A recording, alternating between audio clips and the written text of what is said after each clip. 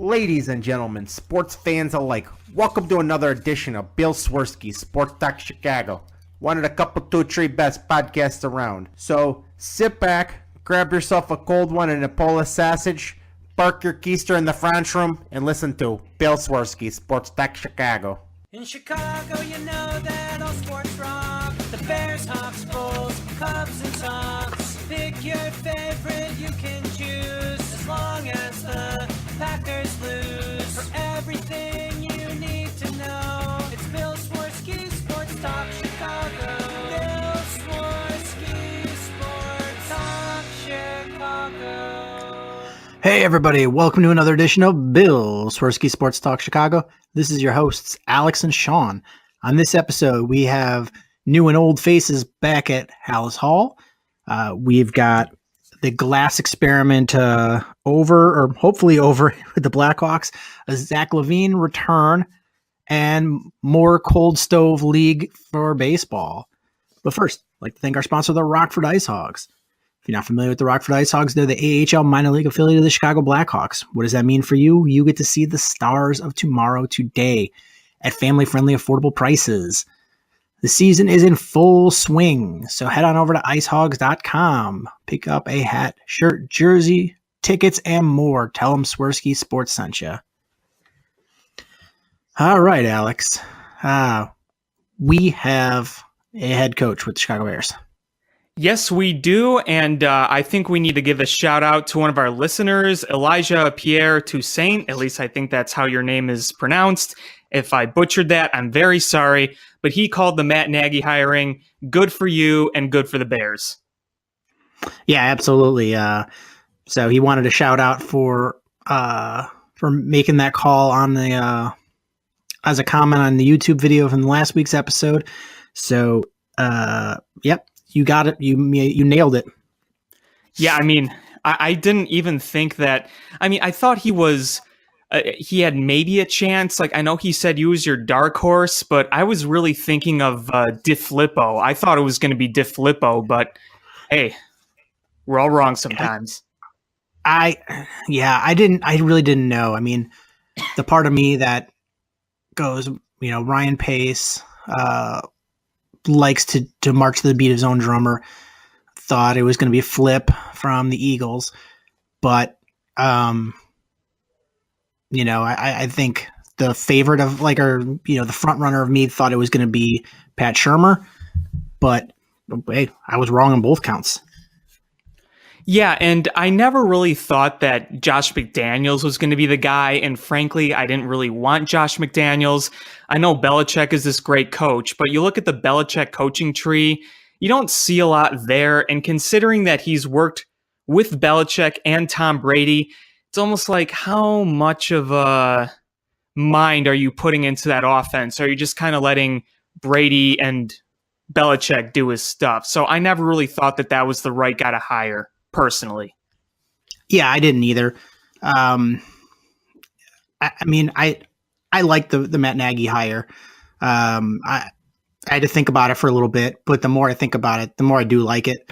I liked a lot of the offensive minds, but Josh McDaniel was not one of them. And if we were going to hire a defensive guy, Matt Patricia is an interesting one. And if the reports are true that he's going to be Detroit's next head coach, that means every single head coach in the division is going to be a Matt or a Mike. Yeah, I mean, what is really kind of interesting is Ryan Pace said that he wasn't going to paint anything in a corner when he was asked if it was going to be offensive mind, defensive mind, but I really think we all knew it was going to be an offensive mind. Yeah, and I've heard some,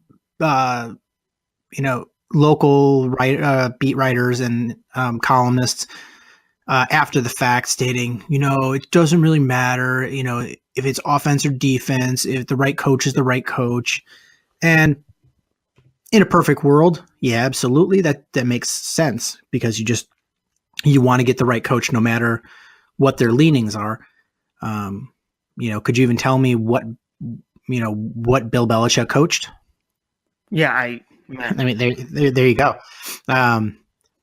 And I mean, I have to think back. I think he was the defensive coordinator for Bill Parcells, but he's done fine on the offensive side. But in reality, is you're hitching your wagon to Mitch Trubisky if you're Ryan Pace. So your best shot of making an impact with the Bears and keeping your job with the Bears is making sure he's successful.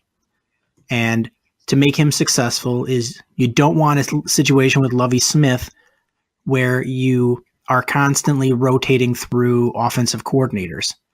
Somebody leaves, somebody's unsuccessful, they don't mesh, whatever the case may be. And, even if you get the right guy, odds are in a year or two, he's going to leave. Cough, Adam Gase. So you just don't want to lose that continuity with your young quarterback. If you're a guy like Breeze or Peyton Manning, where you're your own offensive coordinator, you can get away with that. But when you're a rookie who had minimal college experience, you need to have a teacher, and having an offensive head coach is going to be the best way to maintain continuity for the guy you're hedging. You're putting all your eggs in his basket. The Vikings just won. What? Yep. Diggs with a touchdown. On a kickoff return? I don't know. I just see that Diggs scored a touchdown on Twitter. I don't have the TV on. Yeah. Wow. Yeah. Wow. So to put this in context is we started the broadcast once the Saints hit a field goal with like 26 seconds left on the clock. Yeah, something like that. We're like, this is over. Should we start now or should we wait these last 26 seconds? We're like, let's just start. And that was clearly a mistake. Yeah. Whoops. You could kind of blame me for that one because I said let's do this. But yeah, wow. Yeah. Oh well. I mean, if it was the other way around and it was the Saints on offense with 26 seconds left, I've been like, oh yeah, let's watch that 26 seconds. But it is what it is. Yeah. I mean, it's not like the Bears are in this game. Yeah. So yeah, now we have the head coach and we are starting to fill out the coordinator positions, and that's really important. This is a young guy. He's 39 years old, so I'm older than our head coach and our general manager. And the formula with McVay in Los Angeles was you paired a young offensive mind with a veteran defensive play caller and sort of give him reins over the defense. And honestly, the thing that made sense was bringing back Vic Fangio. And the problem with that was he was a free agent. And and a lot of teams came a-courting. And apparently the big holdup was he was expecting to be Pat Shurmur's defensive coordinator wherever Pat Shurmur went. And I don't know where that relationship is based on, or if they have the same agent or whatever, but Bears were able to bring him back. And I haven't heard anything about, if it was just the opportunity to have, free reign over the defense, if it was just to come back and finish what he started with this defense, if it was promising him to go after certain free agents or certain draft picks. I don't know what the circumstances are, but Vic Fangio will be back. And I was really kind of waiting around and thinking, if they don't get this done within like another day, then they pretty much move on, right? Because wasn't the day he signed the deadline to re-sign with the Bears or something like that? They could have signed him whenever they wanted, but it's getting down to. I think it was a little bit of a tough window for both teams, because if you're the Bears and you don't get Vic Fangio to sign, a lot of the other names are starting to come off the boards, and you're going to wind up with your third, fourth choice at defensive coordinator. But if you're Vic Fangio and you don't take this opportunity at hand, there's a lot of defensive coordinator positions that are gone off the board, and you're hedging your bets that Pat Shurmur is going to get a head coaching job, and those are running low because it sounds like Detroit has their guy, so it's going to be between, and apparently Indianapolis is going to hire. I forgot who they said they were going to hire, but it's down to like 3 jobs, so it's a tough situation for both teams. It really is. It really is. Both sides, that is. But the Bears were able to bring him back, and I think that was huge because you have a young first-time head coach, and you have now a veteran defensive coordinator who has been in that building for the last several years. So you don't have to worry about winning over the defense. You just have to win over the offense and go on. And this was kind of a Mike Ditka, Buddy Ryan situation too. So hopefully they get along a little better. Yeah, that would be pretty ideal. I think that it's kind of nice that this coaching staff overall is pretty young, including Nagy himself. I think it's also nice to kind of have a guy who's been around the block a few times. So I'm not a coach, so I don't know exactly how far that goes, but I would imagine it would be nice to have. Yeah, and it's funny because once Pat Shurmur does get hired by somebody, I think I read that a quarter of the NFL teams will have a head coach as part of the Andy Reid coaching tree. Yeah. So that's been a successful tree. Yeah, that's a really successful tree. And Andy Reid made a comment that Matt Nagy was the of his proteges has been the most ready to be a head coach, and that says a lot because you've had some successful coaches under Andy Reid's tutelage. Because what you had, I knew I'm trying to think off the top of my head. I know there's Harbaugh, John Harbaugh. Yeah. There's Todd Bowles. Todd Bowles. There's going to be Pat Shurmur, and there's Matt Nagy. There's, who else? We should pull up the list. By the way, that touchdown was like a big missed tackle. Just at the buzzer. All right, here we go. Just ran and got the touchdown. I can't believe this. A little distracted by that right now. I just want to let you know. So Andy Reid, John Harbaugh, Ron Rivera, Doug Peterson, Todd Bowles, Sean McDermott, Matt Nagy, and if Shurmur or Dave Toub gets a job, that'll be 8. That'll be 25% of the league. Well, that's wow. I didn't know it was that much. Yeah, that's pretty impressive. And that Eagles, the job Doug Peterson did with the Eagles, and the job Todd Bowles is doing with the Jets.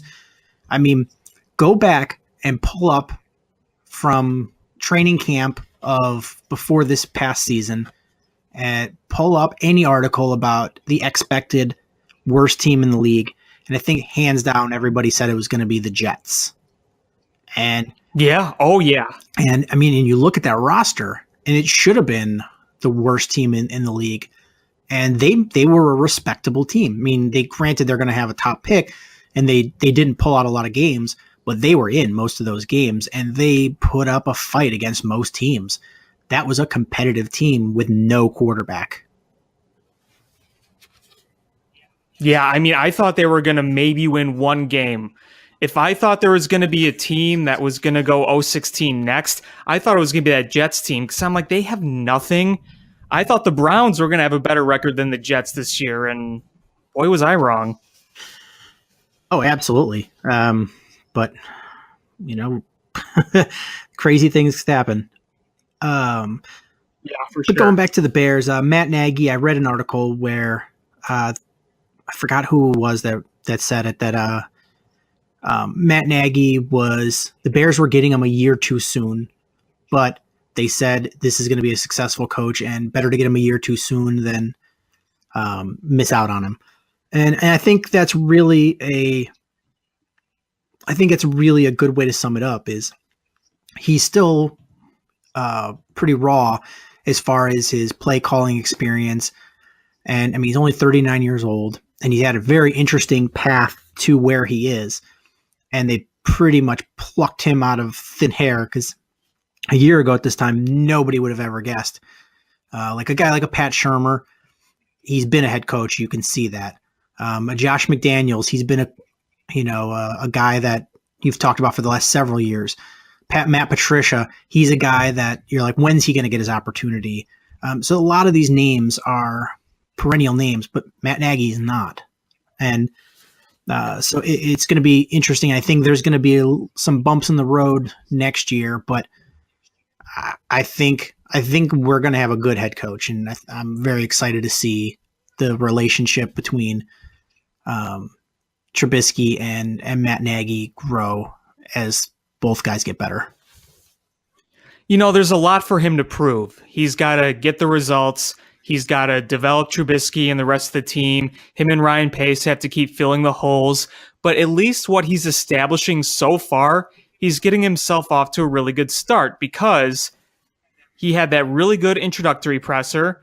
He has what I think is the right attitude as a head coach in this day and age in the NFL. He kept talking about how he wanted to change the culture. That's kind of something we've been wanting to hear and see for a while. We said, we need a culture change. This is a loser culture. It's not settling for the best. And I feel like Matt Nagy's going to come in and attempt to establish that. So I think he's off to a rip-roaring start even before any football activities start, because obviously we have a while before that. But the optimism keeps going up and up the more you hear about him, the more you hear from him, and just kind of thinking about what he's done in the past. And if you look at kind of the stats of the Kansas City Chiefs last year, Alex Smith having a career year, that was something. So, I feel good. I really do feel good. But I can't automatically say he's going to be great. We got to see that first, but I feel good.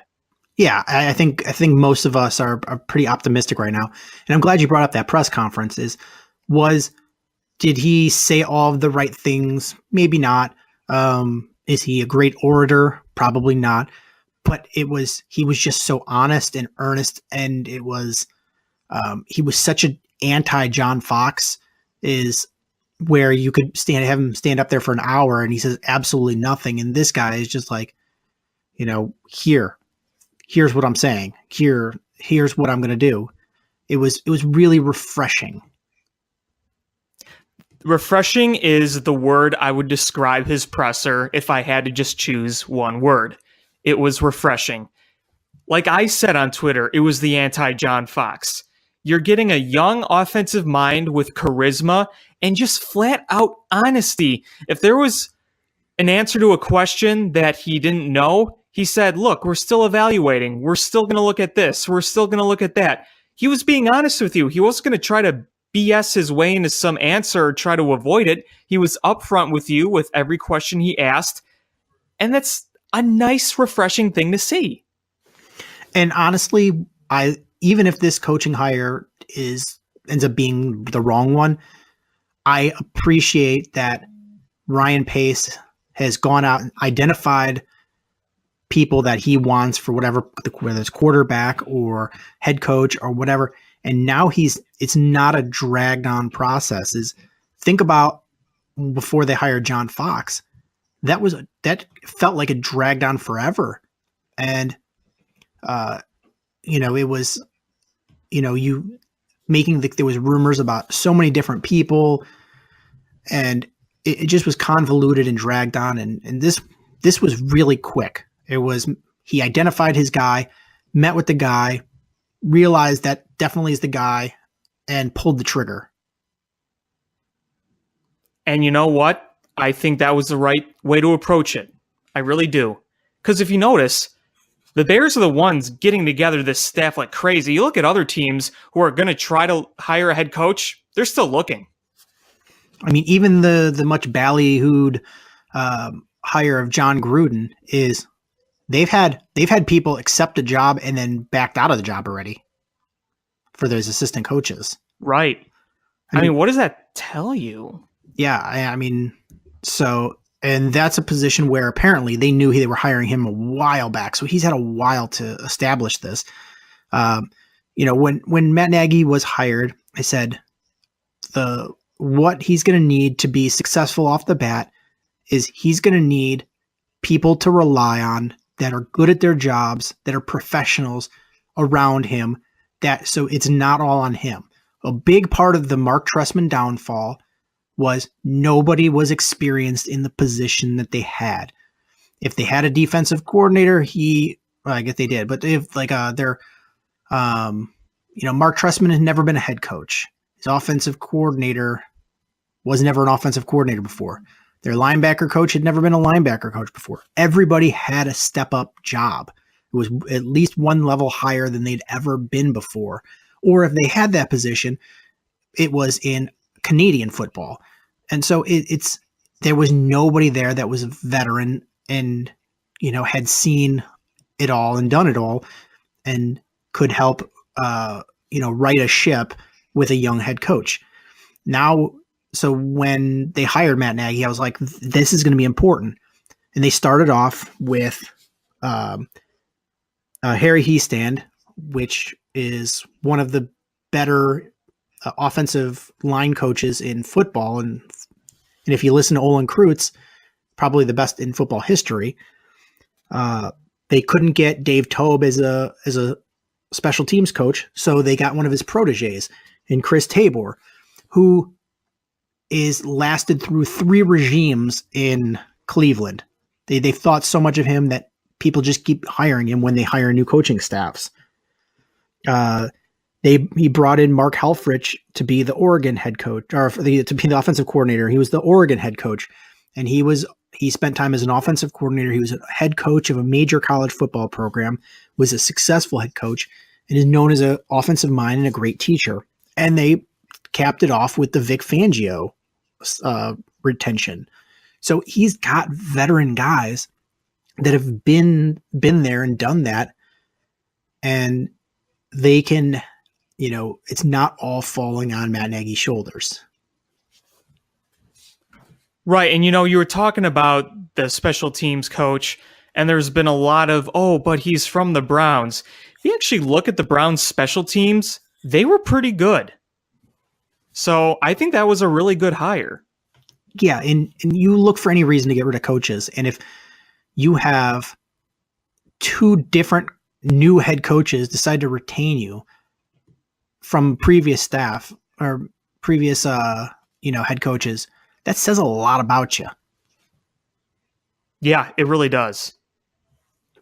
And then the only interesting one so far, by interesting, I mean a little bit odd, was as their wide receiver coach, they hired former Detroit Lion Mike Furry. And this is an interesting one because he wasn't a guy that had this innate ability. He was very Adam Thielen like, where he was a hard worker and came from out of nowhere and did well. Spent 8 years in the league, and he was head coaching a startup program in Division II college football and was doing very well. On the 3rd year, they had a winning record for a startup program. So he's another guy who's younger, has experience in the league at that position, and can relate to guys because of that, and has head coaching experience at a lower level, but it's, he's got that teaching experience. And that's kind of, again, what we're looking at. We're looking at young-minded guys. So each coach they hire, I feel a little bit better. I can't point at one coach right now saying, why'd they hire that guy? Or, why'd they hire that guy? Yeah, it's, and on the offensive side is you're seeing the common theme of guys that are good teachers. And this is a pretty young team with a young quarterback, and odds are you're going to draft some young wide receivers. You're trying to, you're not bringing in Des Bryant and a veteran quarterback It's you're bringing in younger guys. You're trying to teach them and get them to grow and flourish under you. So having guys that are good teachers rather than gruff old men is a common theme here. Right, exactly. And I was kind of thinking about what the John Fox era was like. And you saw the words old-fashioned being thrown around a lot. And kinda, it was true because of that old mindset. But with the young mindset, it seems like that's the way to go in sports these days. Because when you think about it, sports is an ever-evolving, entity. Whether it's football or baseball or whatever. And keeping fresh minds with fresh players, I think that's kind of the key to success nowadays, because for the longest time, you always marveled at the old guys who have been around for a while, but I just feel like sports is evolving to a point where fresh minds are what wins, always being a step ahead of the other person. People will be more creative in sports, whether it's a football play, whether it's a basketball play, a baseball play, a strategy, whatever. And the key is to always kind of be one step ahead. So this is kind of a stereotype a little bit, but younger minds who are in the game now kind of have more of a tendency to want to make changes, where if you're a coach that's been around forever, you've been doing what you've been doing forever, and you're a little more stubborn to make changes, where now with a younger mind, where they're in the game now, they see how things change and they could maybe see or are willing to go a little more ahead, if that makes sense. Yeah, absolutely. And when there was still a lot of doubt about whether Vic Fangio would be back, the name that kind of rose to the top as an option for the Bears was former Arizona defensive coordinator James Bettcher, and the Bears ended up retaining Fangio, but the rumor is that that if he's let go by whoever Arizona hires as their head coach, that he could end up signing with the Bears as an assistant defensive coach, which would be pretty awesome because he's a hell of a defensive coordinator himself, and to have another great mind in there working with Fangio, the Bears are stacking the deck here with their coaching staff. Yeah, and I think that a lot of people will tell you that what the Bears are doing is kind of what people thought they should have been doing. I think they're like, finally, they're going offensive minded. Finally, they have this kind of philosophy. Finally, they're getting these young coaches. Finally, they're adjusting to the game. It's kind of what we've been waiting for a while, and it's finally happening. Now, is it going to exactly result on the field? That's yet to be seen, but at least I think that this is a huge step in the right direction. Honestly, if you would have told teenage me that when I was 40, the Bears would have a top draft pick rookie quarterback who's playing well, an offensive-minded head coach that's turning things around, and had a solid 3-4 defense, I'd have looked at you like you were crazy. Yeah, it's like we knew this is what we wanted to do, but was it actually ever going to happen? Because there were a lot of people, a lot of Bears fans I've seen on Twitter saying, well, we're probably just going to go back to our old ways. We'll hire some defensive guy and rely on that and not develop the quarterback, yada, yada. No. And for everyone saying this is the same old Bears, no, it's not. This is not the same old Bears. No, absolutely not. And this is like, if the Bears are right on what they're doing, they're going to be a very innovative offense, because they're trying to take what's established and works in the NFL and incorporate things from the college game that work well and blend it together to make a dynamic offense. And if you think that stale old John Fox and the leprechaun Dow Loggins, what they were able to do with Tariq Cohen, Imagine what this new Bear staff is going to be able to do. Yeah, I know. I mean, think about it. This is, like we've said, the anti-John Fox. You said you wanted John Fox away. Well, he's away, and you got someone completely different. So I don't know what people are complaining about here. There was no great, amazing coach really to hire. It's like, if you didn't want this, then who did you want? Bill Belichick? Not happening. So just keep that in mind. Keep in mind that they're making these moves for the better. This outlook that we wanted, we're going to get that with these coaches. Will they be successful? We'll see. But that's their vision. It's a very different vision, a vision that is kind of what you need to do to win in the NFL. So take it as that. Yeah, I'm excited about what their vision is. And like you said, will it be executed properly? Yeah, nobody knows. People will say, no, it won't, because the Bears suck. And there's going to be other people like, absolutely, it's going to work, blah, blah, blah. Nobody knows. It's just a guess. But I see the vision that they have. This is why, especially, like, don't get me wrong, I like the Mully and Hanley show on 670 The Score in the mornings on the weekdays, but oh my God, do those guys love to attack Ryan Pace and throw out that he has the same record as John Fox.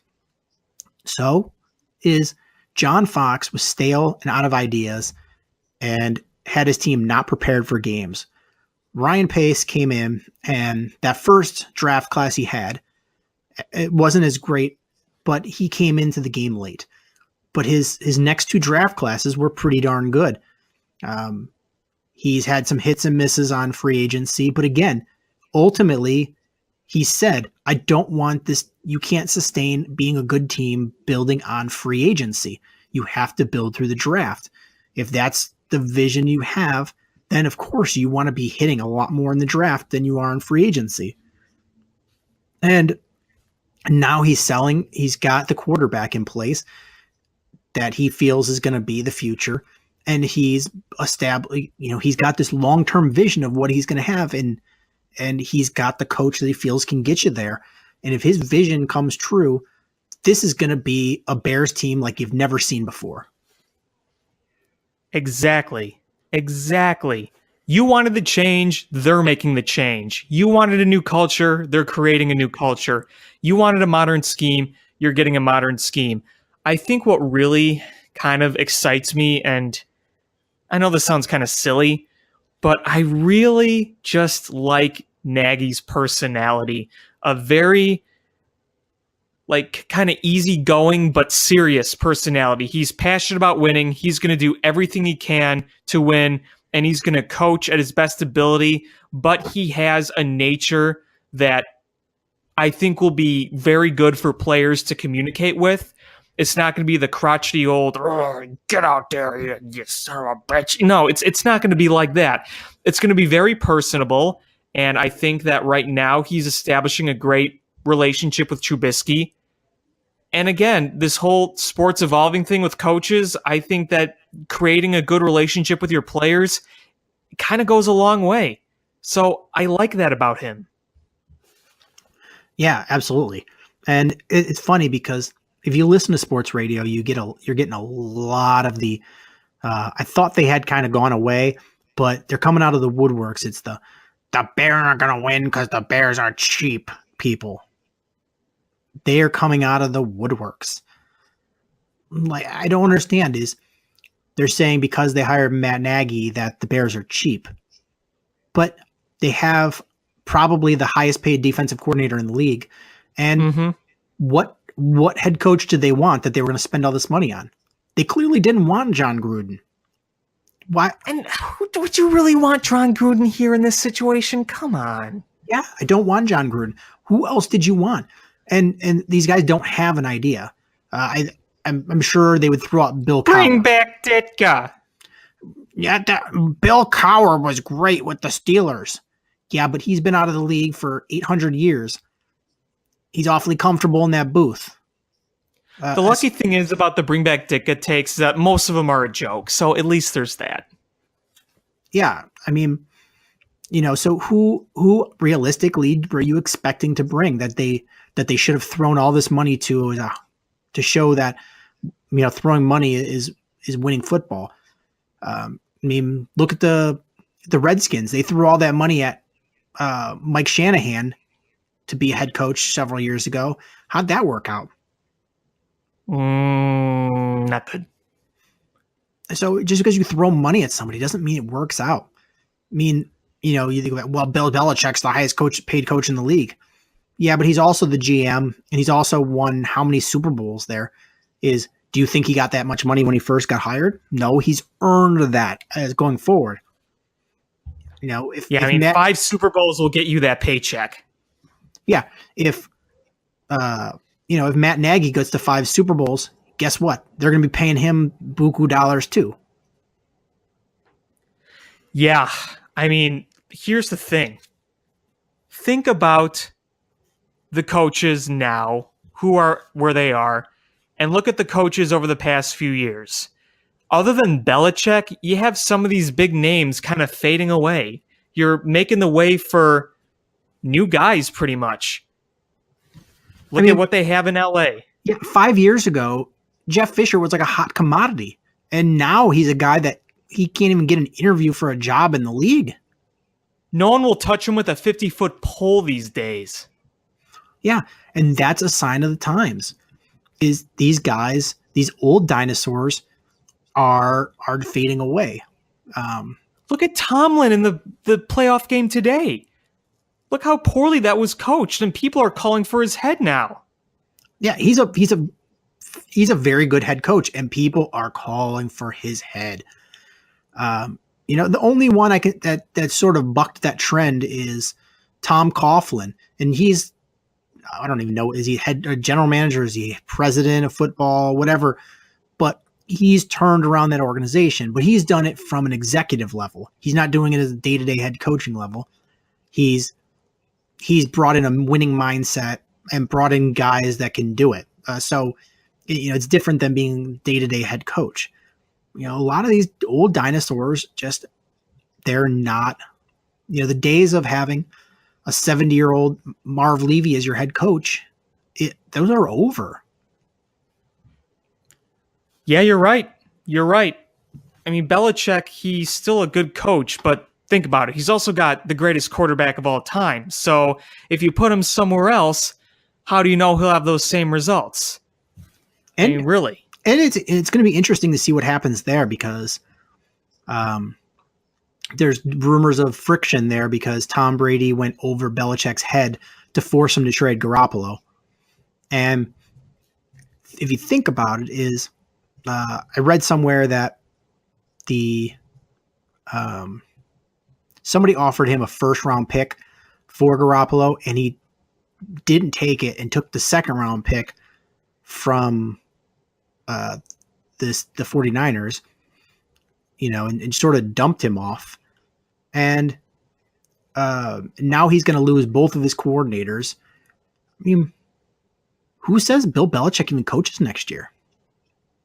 What if he just walks away? There's a lot of uncertainty there. I mean, there's even rumors. There really is. There's rumors of him getting traded to the Giants to be their head coach. I mean, there's no guarantee that Bill Belichick goes back to New England. And you really think the Bears are going to wait around and see what happens after the playoffs? No. No, and if you're Belichick, why do you want to go rebuild the program anyway? When you're going to want to go somewhere that you can step right in, and you've got a veteran quarterback, and Eli Manning is not I view Eli Manning not very favorably compared to some people. I think he's at best a mediocre quarterback. He just knows when to turn it on. He's just had some good runs in the playoffs, but I mean, how many years has he led the league in interceptions? I'd have to look at the stats, but I know it's been a couple. Yeah. he's been up there. But, Belichick could win with that guy. And Of course. for the short run, and then draft a guy and have himself a Bledsoe Brady moment where you win with the veteran guy until you get your young guy in there, and then, whew.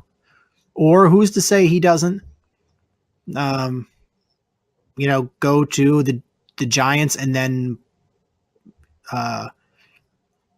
and get Garoppolo back. Right. And look, here's another thing I have to ask. If the Bears were going to go out and get another person with experience, again, you asked, who would you name? And the other thing I would ask is, what would be your criteria, your ideal criteria? Because you wanted the young offensive mind. This is the young offensive mind. So what more does there have to be other than the experience factor? But we're also talking about young here. So it doesn't really seem to make much sense to be really, really, really pessimistic about the hire. I get it. We're pessimistic by nature. I understand that. And I also understand that we don't truly know what he's going to be until we see him. I mean, for all we know, it may not work out. But he meets the criteria of what we wanted. And I just think that some of us Bears fans are programmed to be pessimistic. And unfortunately, that says a lot about the Bears.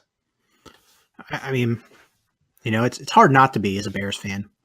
It's like we'll have one fluke good year and then years of mediocrity or worse. So it's a little bit hard to not be pessimistic, but I feel differently about this. I feel a lot differently, and I hope I'm right that this is going to be something different. Me too.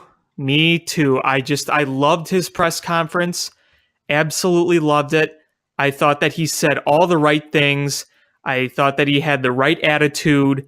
I thought he was outgoing enough where he felt like we can be comfortable talking with him, that we're not afraid to be either shut down, treated badly, or just kind of, some BS answer, blah-de-blah, or kind of deflects the subject. I think that we're going to get real, honest answers from this guy, and I think that his team is going to really trust him as well. Because when you think about it, the team is still going to be really young, and they're going to draft a lot more young key guys, obviously.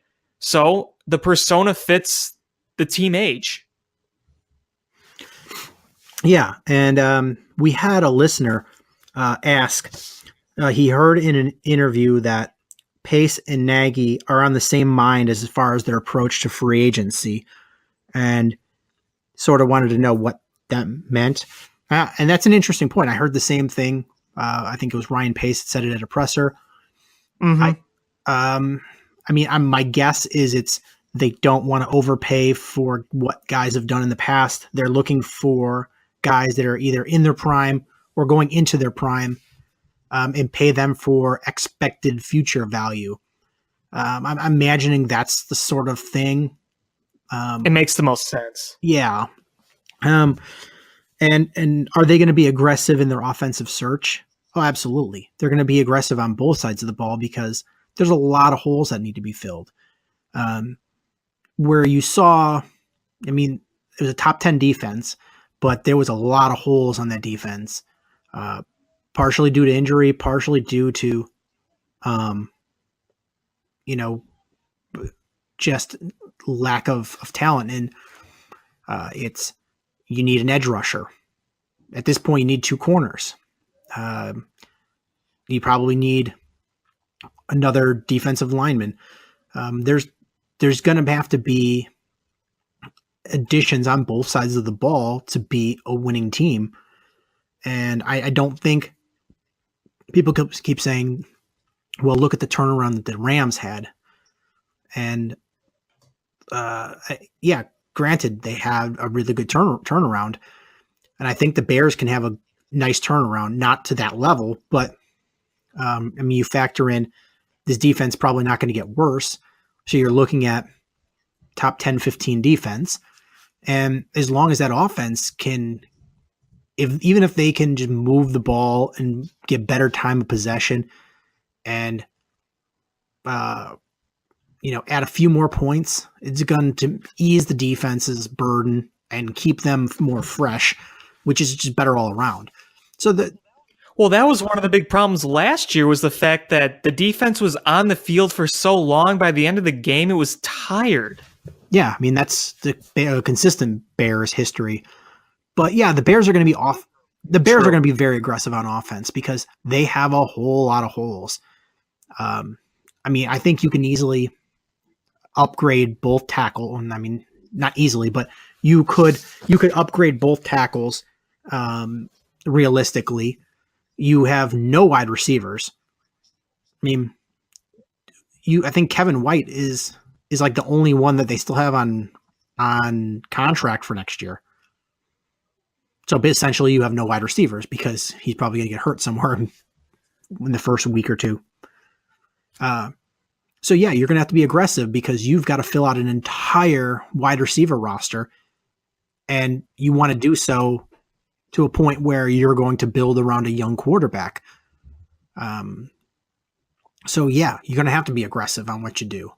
And then luckily they've got high draft pick, and they've got, I think we said last week, which the Spiegel and Parkins show stole our idea what we did last week, where we kind of broke down based on contracts, the calculator of who cut and how much money you can get. But they could have upwards of $100 million to spend and have a top 10 draft pick.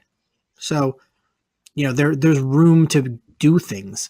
And the beauty of it is so many quarterbacks are declaring themselves for the draft that you're going to have teams trading up and trading around and drafting, teams ahead of the Bears are going to be drafting quarterbacks higher than they should be. And a good player is going to fall to the Bears where they wouldn't have gone that low otherwise, except for so many quarterbacks were picked. Well, yeah, and you said the whole thing about being aggressive. They've been aggressive with the coaches, so at least they have the right aggressive mindset in all this, because it's going to be all about balance, I think, because it's not like they're just going to rely on the draft only or just on free agency only to fill these holes. They're going to do a little bit of everything, and I feel like they probably have their draft scenarios all set out, and they probably say, okay, if we get this guy, this guy, this guy, we'll go after this guy, this guy, this guy. We can also try to sign this guy and get this guy. So they're probably playing out a bunch of scenarios, I would imagine, because think about it. The draft is obviously something that you build to win right away. It's not like baseball where you draft them and they have to go through a farm system. You draft the guy and then they come right to the league the next year. So it's going to be a nice balance here, I think, and it's going to be very nice knowing they have 6 draft picks, a top 10 pick in the first round, and all this money, because that way you can spread everything out and you can do what you need to do on different levels, whether it's a small free agent signing, a big free agent signing, a decently high draft pick. So your options are open here. That's a very good thing to have. Yeah. And you're absolutely right. Is the way that pretty much most teams do it is they attack their free agency with a plan, and if they're able to draft or sign this guy, they deprioritize somebody else in the draft. And if they can't sign a certain guy, they emphasize a position or a guy in a draft. And the Bears have a lot of holes. I'm going to imagine it's not too far off the path, but if I was GM, what I would want to do is I would identify those positions where we are absolutely deficient.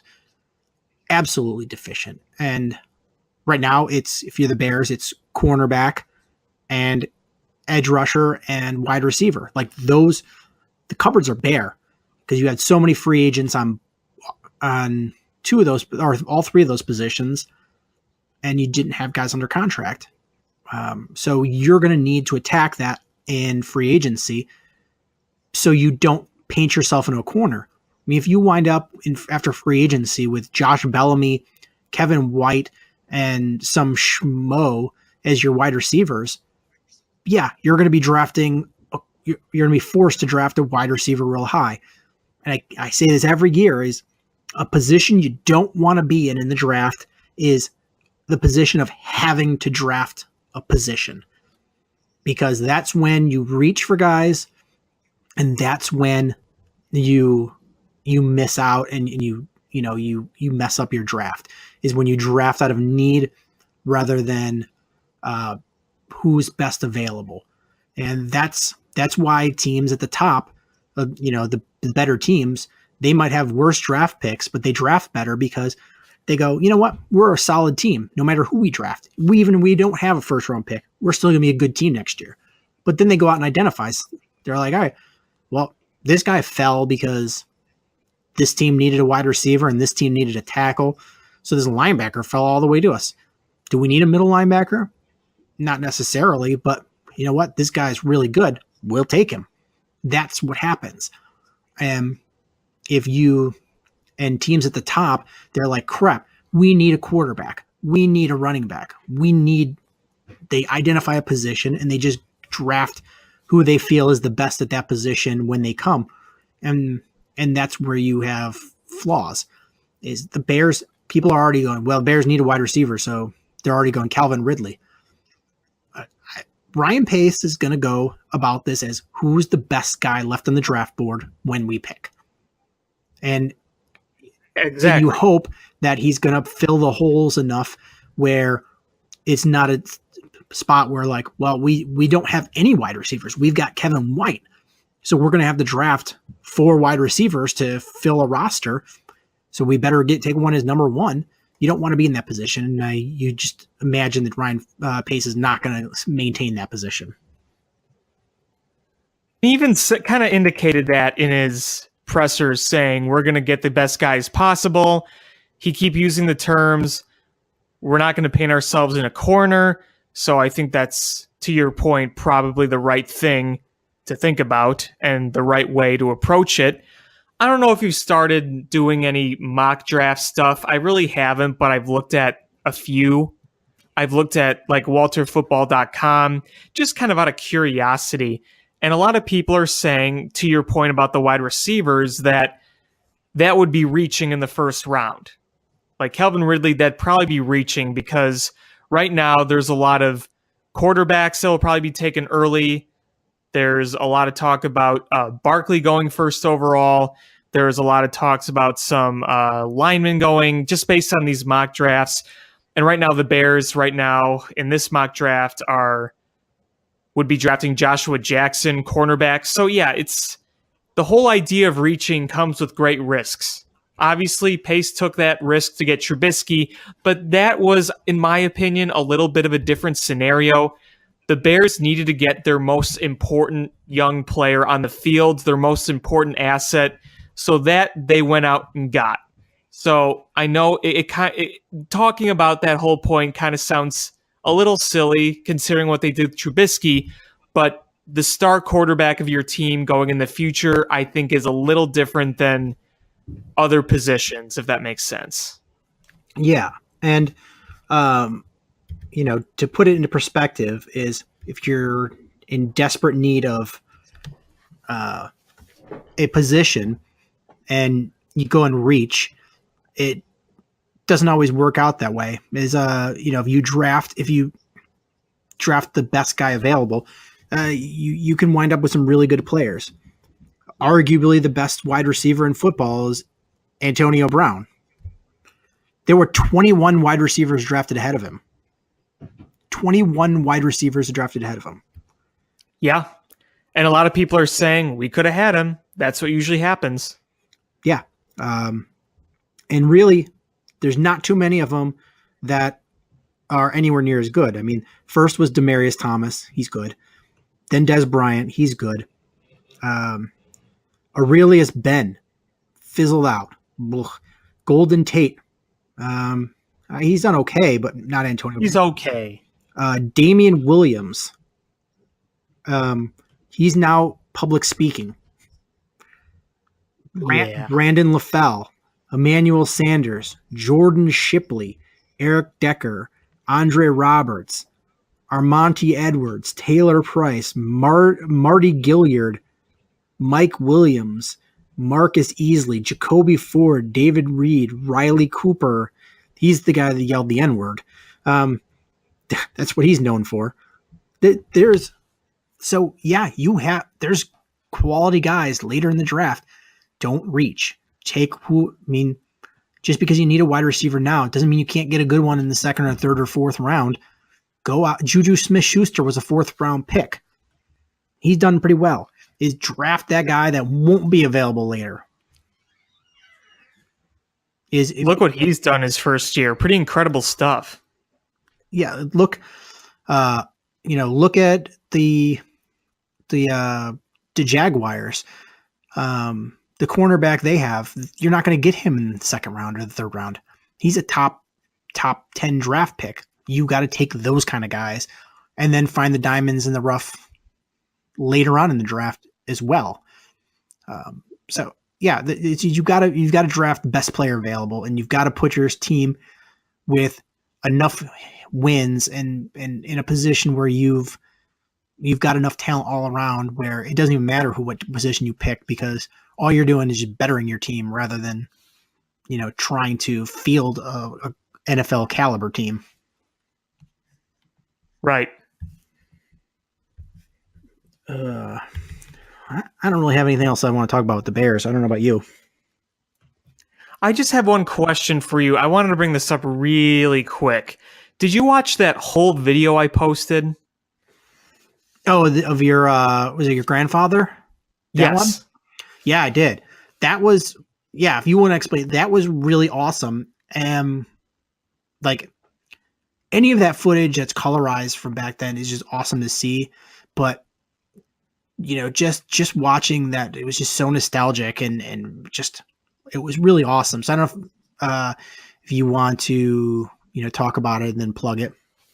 Yeah, so basically, my grandfather was a season ticket holder when the Bears played at Wrigley Field for many years, and he would sit in the temporary bleachers that were set up in the outfield, and his seats were normally pretty much right at the north end zone goal line, and he was right there in maybe the fourth, fifth row, something like that, so he was pretty close. And he had an old camera that took color film, and in 1963, he was at the 1963 NFL Championship between the Bears and the Giants at Wrigley Field, and he got a lot of great footage of that game. And I finally found the footage because we have the home videos. We converted them to DVD, and I was actually talking to him about it just the other day. I'm like, I'd really like to post a video of that footage you got from the NFL Championship game from 1963. So I found it and I put it on YouTube, and a lot of people saw it and really enjoyed it because it's just full of history. It starts with the warm-ups, and my grandfather got a nice up-close shot of Ditka warming up on the sidelines. And then you saw some game action. You saw the first touchdown that was scored for the Bears, and that was a game-tying touchdown in the first quarter by the quarterback. What was his name? 1963. Do you remember what the quarterback's name was on that team? Was it Luckman? Was it? It wasn't Luckman. It was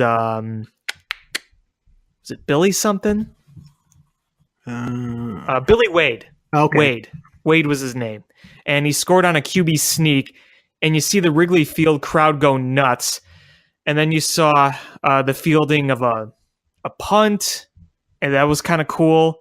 You saw a lot of cool defensive plays. You saw the old band that was out by the marching band that was out by the brick ivied walls. Obviously, the ivy was all dead. You got a really cool shot of the Wrigley Field scoreboard. And what I think was the most interesting thing of all is you're watching that all take place from over 50 years ago, and you know exactly where it is. I mean, the ballpark, it's still there. It's still Wrigley Field. You can go sit in that ballpark if you ever go, look at that old footage and say, that all happened right in here. So it was kind of cool to kind of watch all that. Was there anything in that video that stood out to you specifically? I honestly loved the warm-ups. I thought it was just neat because I don't see a lot of footage from that era, and I could just see the old NFL Films voice over the top of that. Yes. The gridiron greats doing their calisthenics before taking the field in the frozen tundra of Chicago. It was neat. It was like something you don't see a lot of. Even when you do see footage from that era, it's always some like antiquated, arching pass, or it just to see the kind of the behind the film or the behind the scenes stuff was just really neat. I really liked it. And when you first sent it to me, I started watching it and I was just like, when you'd sent it, I had some stuff going on, so I was kind of in a bad mood, and I started watching it. And I wish I had a film of like a reaction video of my face, because you probably saw a frown that just started turning up into a smile because it was just neat to see. It was so. Yeah, Alex, if you could post that again, I'll put the link too in the link for the show. It was well worth. What was it? How many minutes? It's just over 5 minutes. It's 5 minutes 44 seconds, and like the last bit of the video was my grandfather celebrating at his home after the game with his Bears pennant. So it's basically exactly 5 minutes worth of footage of the game. It's 5 minutes well worth watching. I was going to say it was 7 minutes, but I was trying to remember. But it was, it's just a few minutes, and it's really neat. Definitely do yourself a favor and watch it. Yeah, I definitely recommend watching it. And I could also, because I have the link to the actual video, it's pinned on my Twitter profile. For Windy City Chronicle, I actually wrote an article on it, and I detailed everything that happened. I did a lot of research about the game, what happened, and I looked at all the players, because you clearly see the numbers. So there's the part of the video where they're all coming out of the tunnel, and you see the numbers of the players, and I was able to successfully identify all the players. Obviously, you see Ditka, you recognize him, but you saw other names like Bob Atoska, Mike Ditka, Bo Farrington, Willie Gallimore, Johnny Morris, Joe Marconi, Billy Wade, the quarterback, Bobby Joe Green, who was fielding a kickoff, Bob Jenks. So really kind of a cool little piece of history. So I'll send you all of that. Yeah, and if Willie Gallimore isn't like a name that you're familiar with, Willie Gallimore was so underappreciated. He was an absolutely fantastic football player. So yeah, do yourself a favor, check him out, check this video out. It's also interesting too, because this was before the time of Gale Sayers.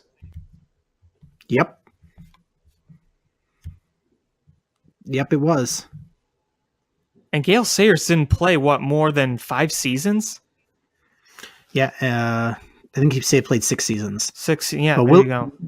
Willie Gallimore was killed in a car accident with Bo Farrington.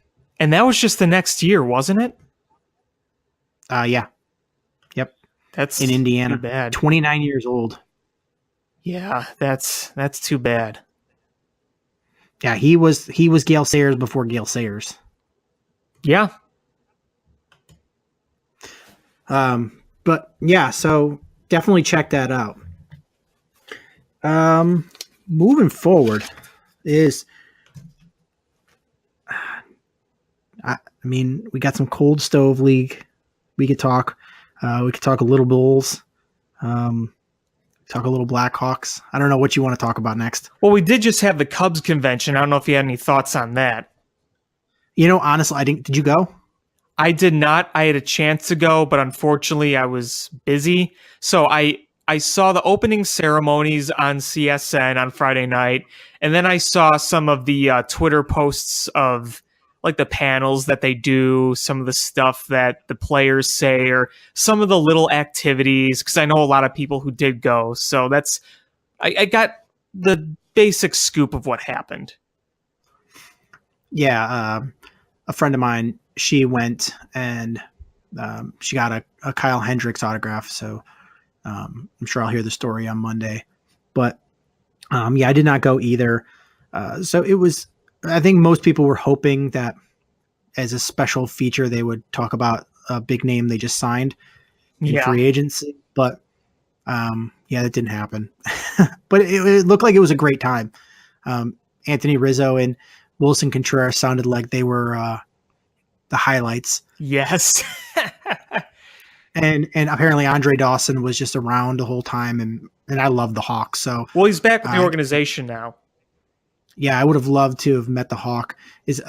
True story is I remember my dad took me to a baseball card show when I was a kid. So this must have been 80s, probably 87-ish. I was hoping you were going to say 83. Darn it. 83. 83. So I go there, and Andre Dawson was signing autographs, and this was back when players just started signing or paying or charging for their autograph. And Andre Dawson was charging $8 for his autograph. And my dad's like, and I was like, can we get his autograph? My dad's like, I ain't paying some grown man for his signature. Ugh, $8. You know, I paid for a Fergie autograph once at spring training. I don't remember how much it was, but I remember that was the first time I got an autograph from someone in person. No, sorry, it was right after I went up to Ron Santo and Pat Hughes in the booth. But that was the first time I ever paid to get an autograph. It was in 2010. Yeah, I'm not much of a paying for autographs guy. Most of the time I just ask for a picture. But one time, so I used to work for a pasta sauce of the month club, and they advertised on WGN. So WGN took them, let the company have X number of tickets to go see a game in the WGN Skybox. So my boss was like, I don't want to go, So the guy who owned the company was the uncle of a friend of mine from college. So we were all in college, and it was my buddy whose uncle owned the company worked there.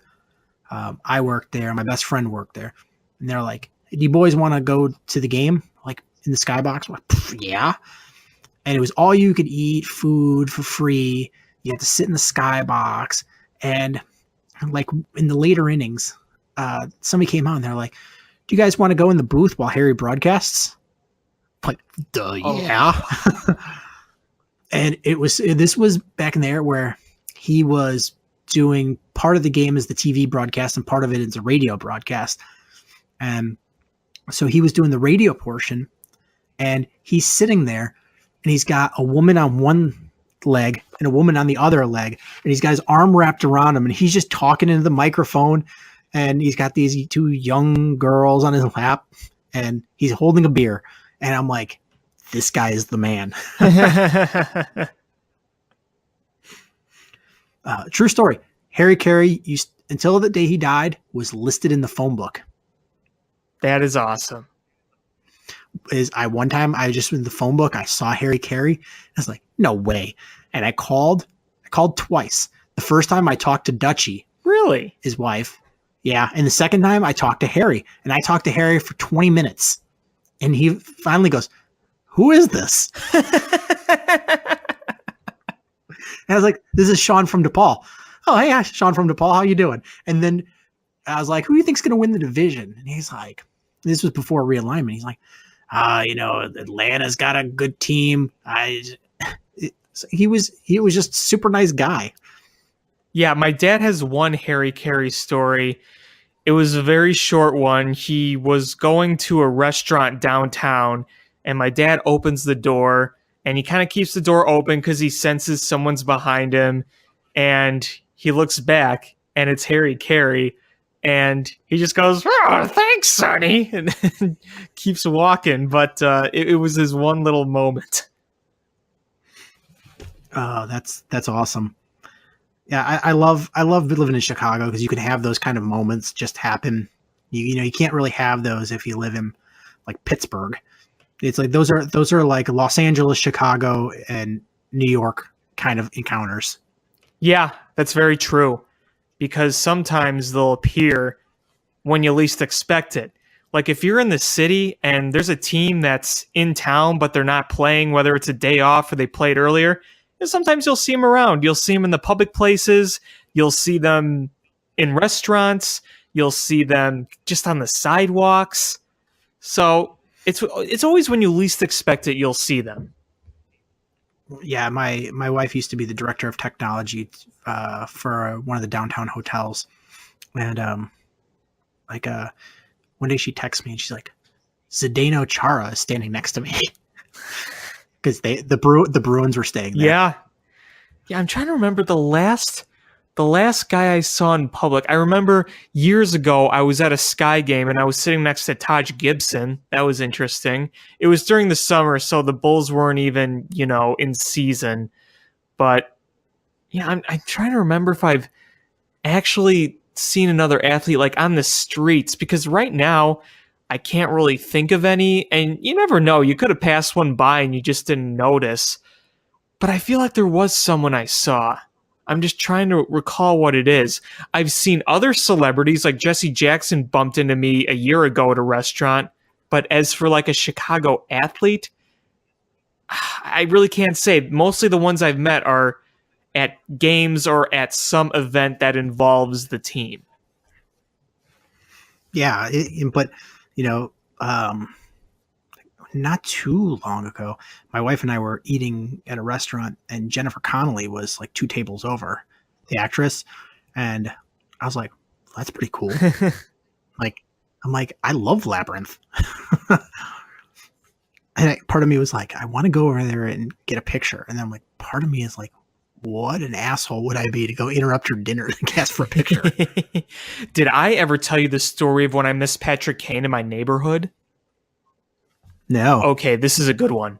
So there's a bar right down my street. It's called Riley's. It's a Blackhawks mainly themed. It's a sports bar, but Blackhawks is kind of the big theme of it. And President John McDonough lives right by us. In fact, one of his sons is friends with my older brother.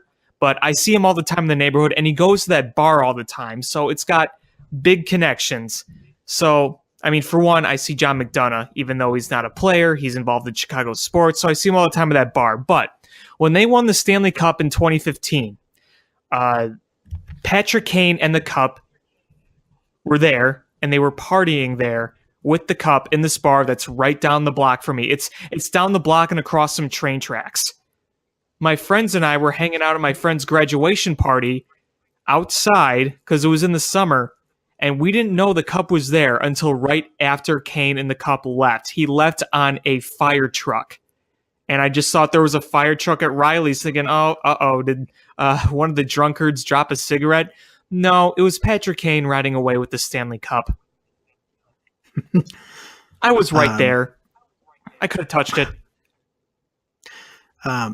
When I was in grad school, a girl I was friends with from grad school, her next door neighbor growing up was Jimbo Covert from the '85 Bears. Mm-hmm. And she's like, yeah, he was really good friends with my dad. And, my dad didn't really know who he was for a long time because he's not a football fan. And so he's like, your next door neighbor is Jimbo Covert? And he's like, you know him? He's like, he played for the Bears. And then one of the other people I went to school with that I knew, she's in my class. Her brother is the left tackle for the Indianapolis Colts, Anthony Costanzo. So she's on my Facebook, and whenever she posts family pictures, like there's Anthony Costanzo. I'm like, that's cool. It's always kind of funny when you ask someone who doesn't really know sports and they say, oh yeah, I know this person. He happens to be an athlete on a team. I always think that's like one of the funniest stories ever. There was a story recently of, there was apparently on their bye week, Aaron Rodgers was by himself down on Michigan Avenue shopping. I heard And- this story. Yeah, and like a couple was just talking, and he just like followed around, kept talking to him, and they went into a store and they were like, because they saw a lady with Packer stuff, like, we just saw like, Aaron Rodgers, and she was the mom of another Packer player, and Ty she's just Montgomery. like, yeah. It's like that is such a weird story, and I could see that weirdo Aaron Rodgers just walking around like following a celebrity. Yeah, it kind of showed that Aaron Rodgers is actually a pretty decent guy out in public. He never really acts terribly around people. He seems to be pretty level-headed, so you got to give him credit for that. So there's a video of when he was still dating Olivia Munn, and she was like doing her training for the X-Men movie, and he must have gone out there with her because there's a video of her like, training with the sword, and to be Psylocke, and you see him in the background with like mid calf high socks, and he's like waving a stick around like an idiot. It's actually pretty funny because he's just like flailing it around. That is funny. I've never seen that. I'll have to try to find it and send it. Yeah, please do. I need to see that. Yeah, so hot stove action. We're 4 weeks from pitchers and catchers reporting, and there's still all the big name pitchers are still out there. Still got Jake. You still got Yu Darvish. You still have Alex Cobb. You still have Lance Lynn. And position player wise, you still have JD Martinez, Mike Moustakas, Eric Hosmer. So a lot left undone here. But one name that isn't available anymore, Garrett Cole. Yeah, how about that? My buddy Gary, who's a diehard White Sox fan, texted me. He's like, you'd think that the Cubs would be able to offer more than the Astros to get Garrett Cole. And I was like, well, who says they didn't? The Pirates aren't going to trade in division. Yeah, the Pirates, even like the Cubs would have to blow them away to get Garrett Cole. You're going to have to way overpay because he's in division. And the Astros, they could give up a good package, and he's not going in the division. He's not even going in, the same conference. So it's trading him far, far away. Right. So, there was no realistic expectation that he was going to be a Cub. Right, exactly. I never thought it was going to happen. I mean, come on. There's no way the Pirates would take that little for what they got. They got a number of players, but none of them was a top prospect, really. There's no way they take that in division. There's no way. Yeah, and honestly, Garrett Cole's got a lot of good stuff, but he didn't have a good year last year, and you're only getting 2 like controllable years left anyway. So it's not like it's the most insane. It's not like you're trading Chris Sale. Right. It's interesting because last year you look at his numbers: 4.26 ERA, 4.08 FIP, 203 innings pitched, 196 strikeouts. The year before, he wasn't as good as he was in 15, but he had some injuries as well. He only pitched in 116 innings, and he had a 3.33 FIP, 3.88 ERA.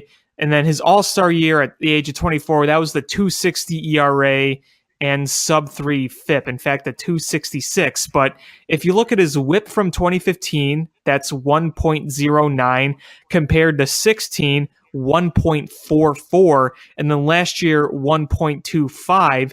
You saw that maybe there was a little bit of an issue there, even though the stuff is really good. And I do think he still will be pretty good in the future, but there's a little risk with that.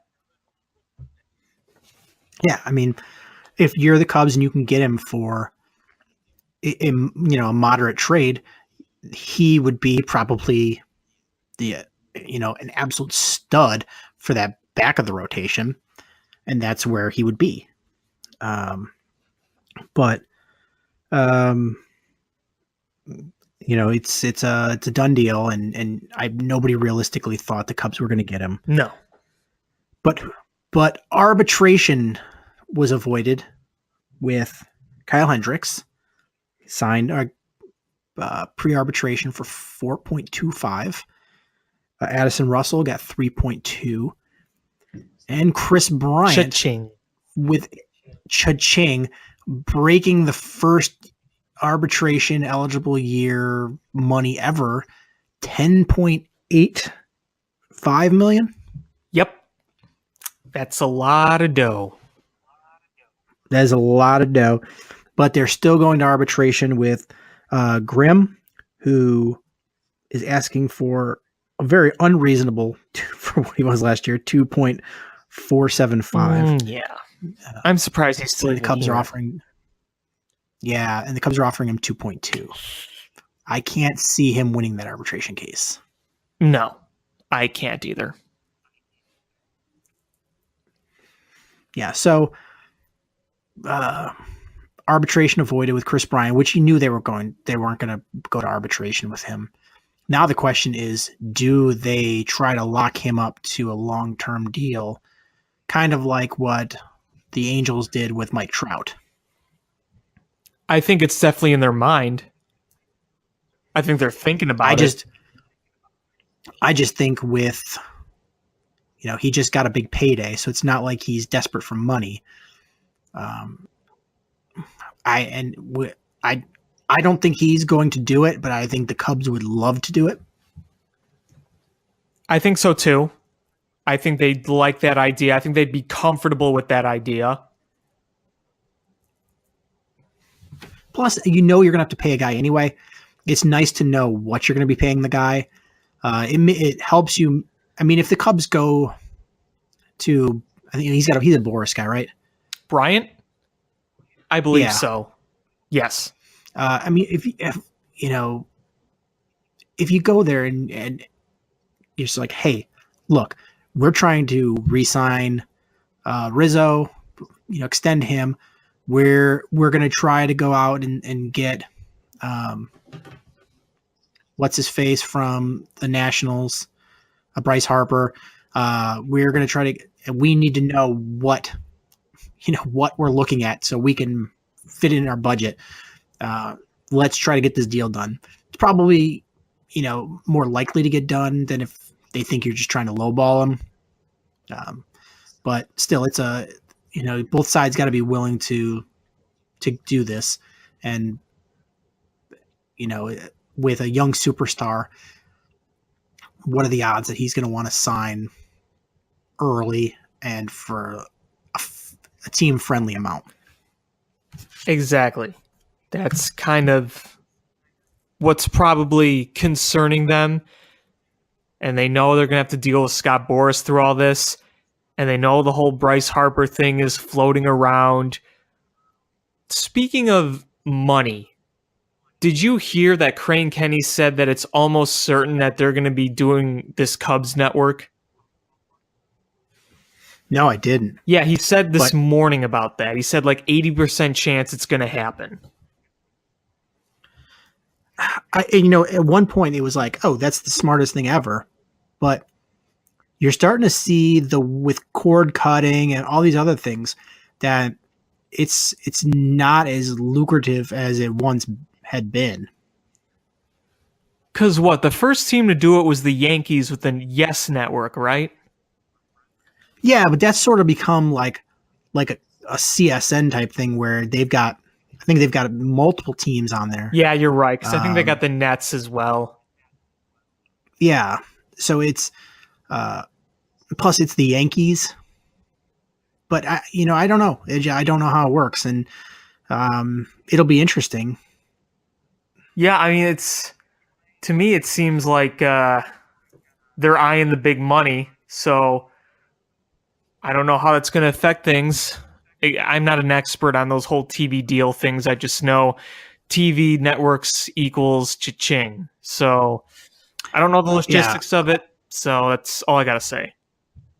Yeah, I would just wonder if they would allow a package where you could, if you have a smart TV or something where they have an app that you can just pay a subscription for cord cutters, because we've sort of been eyeing cutting the cord. My dad lives with us. He's elderly and he watches TV all day. But, once he's not with us anymore, We've been discussing, like, what do we need to pay all this money for cable? And I'm like, no, except for sports. Right. I'm like, Bears are easy because they're on network TV, but I'm like, Cub, like, and I could even do without the Bulls. Like, I don't watch them that often. I can just catch some highlights here and there if necessary, but I'm like, I just need to see the Blackhawks and the Cubs, and I don't want to pay the NFL or the NHL package and the MLB package. I'm like, but if they have their own network where you could just subscribe to that channel independently and, then figure out the Blackhawks some other way, maybe just do the NHL package that way. I think more people are doing that. Yeah. And that's everything else is like, I don't watch that much else TV. I watch movies. And so it's just the live sports. Yeah. Comcast Sports Network is the killer because I'm like, I watch it all the time. It's pretty much, if you turn my TV on, it's probably going to be on that channel. Oh yeah, it's on it all the time, whether I'm watching the Hawks, occasionally the Bulls, or when the Cubs are in season. Because think about it, the CSN, not only do they carry like the regular season games, they carry the spring training games. And also, I know the Bears are nationally televised, but you can get your home pregame crew on CSN. So I know some people value that more than others, but that is something to kind of think about. I don't really know what the details are going to be here about such network because they've not really said much outside that there is a very high % chance that there is going to be a network. And think about it, the whole Cubs Loan Network has been talked about for how long now? They were even talking about in the Tribune days, right? Yeah.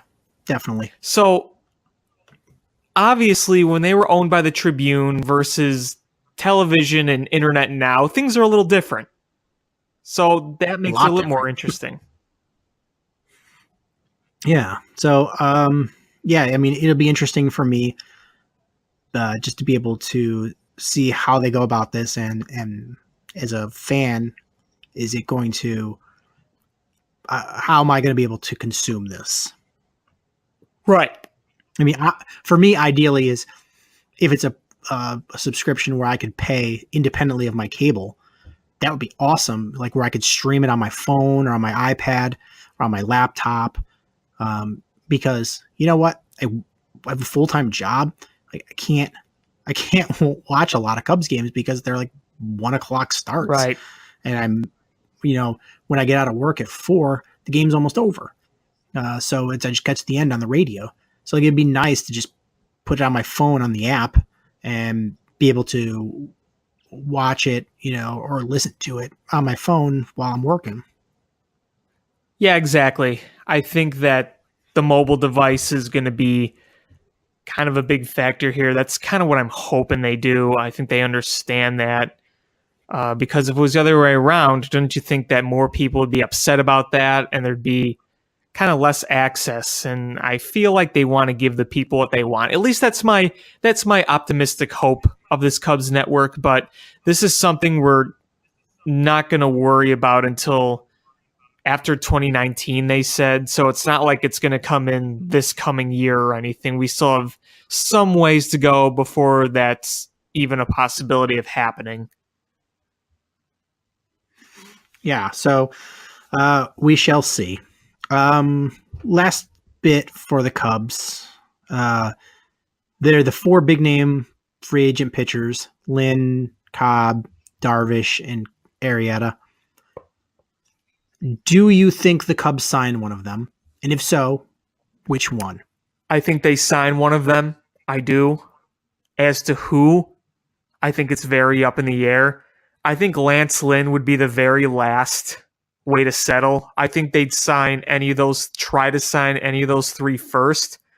But if that doesn't happen and Lynn is still available, then I think they would make him an offer, because Lance Lynn last year, his ERA doesn't do justice to his FIP. His FIP was high and he got hit very hard at times. And going into the offseason, I'm like, ooh, I like Lance Lynn. Let's do this. Then I looked at the stats further, and then I looked at the highlights further. Yeah, a little risky there. The whole Darvish thing, there was a little while where I thought Darvish to the Cubs really was going to happen. Now I'm not so sure. I kind of have my doubts on that. The funny thing is, there is a part of me that is starting to grow a feeling that Arrieta might be back. I just wonder if he signs for, that much lower contract that was thrown out there, like 4-year, 110, something like that. Is that sort of him putting his tail between his legs coming back? And is it, if he has a matching offer from somewhere else, he feels a little more vindicated than if he feels like the Cubs won over on him? Do you catch my drift on that? Yeah, I know what you mean. And my kind of opinion is, I don't know what he feels, but I have this feeling that he does want to be a Cub. I really do. I don't think that he would say, I don't ever want to be with the Cubs again, knowing what he's built here and the friendships he's made and the fan support. I truly believe that he still wants to be a Cub. But obviously money talks. Boris is his agent. But if he's not getting any other offers, it may almost be a default type thing, even though he would kind of want to come back to the Cubs. Yeah, I think they do sign one of them, and I think it's going to be Arrieta. I think the Alex Cobb ship is kind of sailed because they tried with him, and he is wanting more than what they offered. And Alex Cobb, though he's pretty solid, he's going to be a number 4, basically. He's a number 4 pitcher. So you're not really willing to budge as much for that kind of guy than you would a Yu Darvish or a Jake Arrieta. What's the latest hot stove action on John Lackey? I believe he's going to the whiskey farm and thinking about it. Because I'm red-assed. Because I got the TW. I still think he's just going to call it quits. I think no one's going to sign him. He's just going to call it quits. I think it's going to be one of those Brian Urlacher situations where they tell you it's your time, not you tell them it's your time. Right, exactly. And you know what? If they tell him it's his time, he'll just take a shot of whiskey, get on his horse, put on his hat, ride off into the sunset, but first making a quick stop at the umpire's lounge and kicking them all in the ass. But yeah, so 4 weeks out from pitchers and catchers, and so many big name free agents still out there. You know what's funny? We talked about right before New Year's. We're like, oh, they have to sign right around New Year's. I'd be surprised if they didn't. And here we are, the 14th of January. So 2 weeks later after New Year's. And those big names still haven't signed. The biggest names that have signed really this offseason are Wade Davis, Tyler Chatwood, which, is not really that big of a name, and Jay Bruce. You wonder how long before you hear Boris or another top agent throw the word collusion out there. Oh, I've already seen people throwing it out. I've seen a lot of people throwing it out. It's at the point where, like, you're gonna hear it from, like, reputable people, like, not like a random fan. You're gonna hear it from agents or players or beat writers, or you're gonna start hearing that word, because this is, it's interesting that everybody's holding the line at the same time. Right. And people are getting impatient. People are getting very impatient. But I think that the agents also have to look in the mirror and looking at the money demands they're making. But they're probably going to come out and say the collusion thing. I think eventually you're going to hear that. And Scott Boras, in my eyes, would probably be one of the first people to think that. Oh yeah, because he's got agents out there with money sitting on the table. Because did you hear there was an offer? I know Scott Boras isn't the manager of this guy, but there was supposedly an offer from the Yankees to Yu Darvish that didn't go through, and it was like 7 years, over $100 million. And Yu Darvish on Twitter basically said, "Yeah, there was an offer, but the numbers aren't quite right." It makes you think a little bit. It's kind of showing how difficult this offseason has been. Yeah, I didn't see that. I saw his tweet. And I saw somebody else say that the Yankees didn't offer him a contract. So it's weird. Weird what's going on. Well, look at the rumors that have just been shot down, like the original trade for Garrett Cole to the Astros that took another week to complete. And by the time they reported it, they said it really wasn't even close. Or that the Yankees were imminent in acquiring him, and that was never even close. It never really even happened. So it's just kind of weird. We shall see. Next week when we talk, we'll be 3 weeks out from pitchers and catchers, and maybe somebody will sign. Yeah, I've been saying that on every show, and I'm just going to stop saying it. Screw it. Maybe that'll change the course. Maybe me not saying it will reverse jinx it. I don't know. There's a little bit of bull stuff.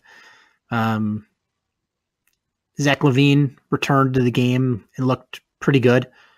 Playing Saturday night. And by the time you guys listen to the show, Niko may have already been traded. Today is the January 14th, and tomorrow is the first day that he can be traded. And apparently there's already offers from the Pistons and the Jazz trying to get his services. And I think the Bulls are holding strong on getting a first-round draft pick for him. Well, at least from what it sounds like, they're going to try to stick to the plan here and not say, oh, we could be contenders. Stick to the plan. This is year one of a rebuild. Yeah, don't rock the boat. Just follow your plan. But it's nice to see Zach LaVine come back and play well. And, more and more, even without Zach LaVine coming back, who was the centerpiece of the trade for Jimmy Butler, Lauri Markkanen and Chris Dunn are looking like solid trade pieces. And then you add Zach LaVine coming back and you're like, all right, maybe they did just really win this Jimmy Butler trade. Yeah. I can't believe I'm thinking that, but I think that it's kind of going to turn out that way. Because they have 2 years of Jimmy Butler in Minnesota this year and next year? And then they got, or is there 3 years left? I don't know, but it's either 2 or 3, and they got to pay him. And then he's gonna want franchise money. He's gonna want max contract money. You've got Dunn and LaVine and Markkanen for several more years, and Dunn is playing phenomenally. Markkanen's playing really well, and Zach LaVine's just coming off injury, and so far has looked good. So this is looking like a win for the Bulls, which is really surprising. It makes you start to think when you look back and all the hatred we have for Gar Pax, and you're like, maybe we overstated that hatred, or maybe they just finally lucked out into a trade. Yeah, I think there's a lot of ways you can look at it. Could be luck, could be a really smart move. I still can't get over the whole cash considerations trade, but I'm going to try to move on past that. So we'll see how this develops. But right now, it's very promising with those guys. So that's a good start. But you got to trade your veterans. You got to stick to the plan here. Hopefully you get a good pick, and you keep going from here. Because at the end of the day, we want to build a juggernaut powerhouse, not just good enough to make the playoffs. We're done with that. That's the worst place to be when you're a fan of an NBA team. Yeah, I mean, the funny thing is too is, we've been like, oh my God, this team is winning and they're doing all these things. We're trying to lose, and they're winning all these games. Even with a win streak, is the Bulls are only 16-27. Mm-hmm. They're only 5 games out from being the worst team in basketball. They're closer. They're much closer to being the worst team in basketball than they are to being 500. It's still amazing because they've gone on quite a streak lately. Even though they've lost a few more games, overall, you look at that big win streak they had, you look at that kind of semi-streak they had after that where they won like a few out of several. So kind of interesting. Yeah, I mean, you could easily, go on a couple game losing streak and you're right back in there, the hunt for the number 1 overall pick in the lottery. And you know what? I know it's hard to want your team to not win games. It's extremely hard. But until tanking is outlawed, that's kind of how you have to build a winner. I was actually talking to my dad the other day of how you would do the lottery with getting rid of the tank or a draft, and it would be through a lottery. We were kind of talking about terms and conditions of one. But even though there is a lottery in the NBA, the worst record you have ups your chances. So record still does play a factor, and if you're going to be top 10 worst team, you're at least going to get a top 10 pick. So it's not really random as to like, oh, you get a first, you get the last of the first round. Yeah, I mean, NFL, nobody really tanks. It just doesn't happen because you can win without needing that. There's no like that guy. Like there's no like a LeBron James that if you get him that you're going to be in the Super Bowl every year. Right, you can win with different pieces.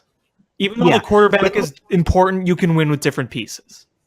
Yeah, I mean, even if you have Tom Brady, you're not in the Super Bowl every year.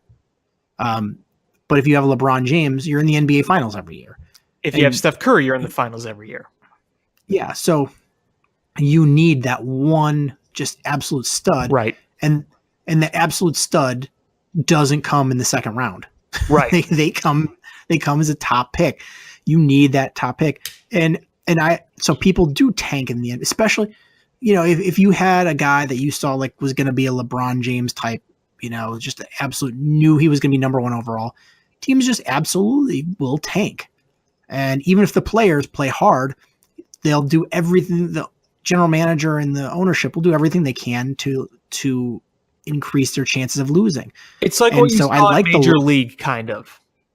Yeah, absolutely. So I agree with the lottery, but the thing with the lottery is that, so Atlanta right now has the worst record, and their odds are like, 2/3 that they're going to have a top 3 pick. So it's like you stack the deck still. Like, I mean, if you made it where like, all right, the worst record has the best chance of winning the first pick, but you lowered those odds and made it a little higher odds for a team that just missed the playoffs, like that last lottery team, to get that number, that makes it a little more fair and less likely people are going to tank. I mean, when you have the worst team have a 25% chance, whereas the Clippers, who right now are the last team not making the playoffs, they have a 0.5%. Like, what incentive do they have? They're not good enough to make it to playoffs, and they're not tanking. You should be able to reward them for at least going out and trying, even though they're not a good team. And this is why being mediocre in sports is the absolute worst thing to be. There's nothing worse than being average. Yeah, it's true. Fans grow restless if you're good enough. If you're like a fringe playoff team, and even if you're like that for 10 years, where you could just make the playoffs but then you lose in the first round, just people grow bored of it. They're like, all right, well, this team's not going to compete for a championship. Or at least if you suck, people are mad about it, and they're going to watch to see if you get a top draft pick or, whatever the case may be. And if you're winning, people love bandwagons, so they get on. But being in the middle just sucks. Fandom wanes, and when you're not actually winning, but you're not doing anything exciting to rebuild. So you're right, especially in basketball. Yeah, I mean, it kind of just spells doom for you. I mean, look at all the years the Bulls were right in the middle. They got lucky when they got Jimmy Butler, but you look at some of those times when they were just stuck in the middle. I mean, look at last year when they were an 8th seed. It's like, where do you go from here? If you don't trade away everything, you have nowhere to go.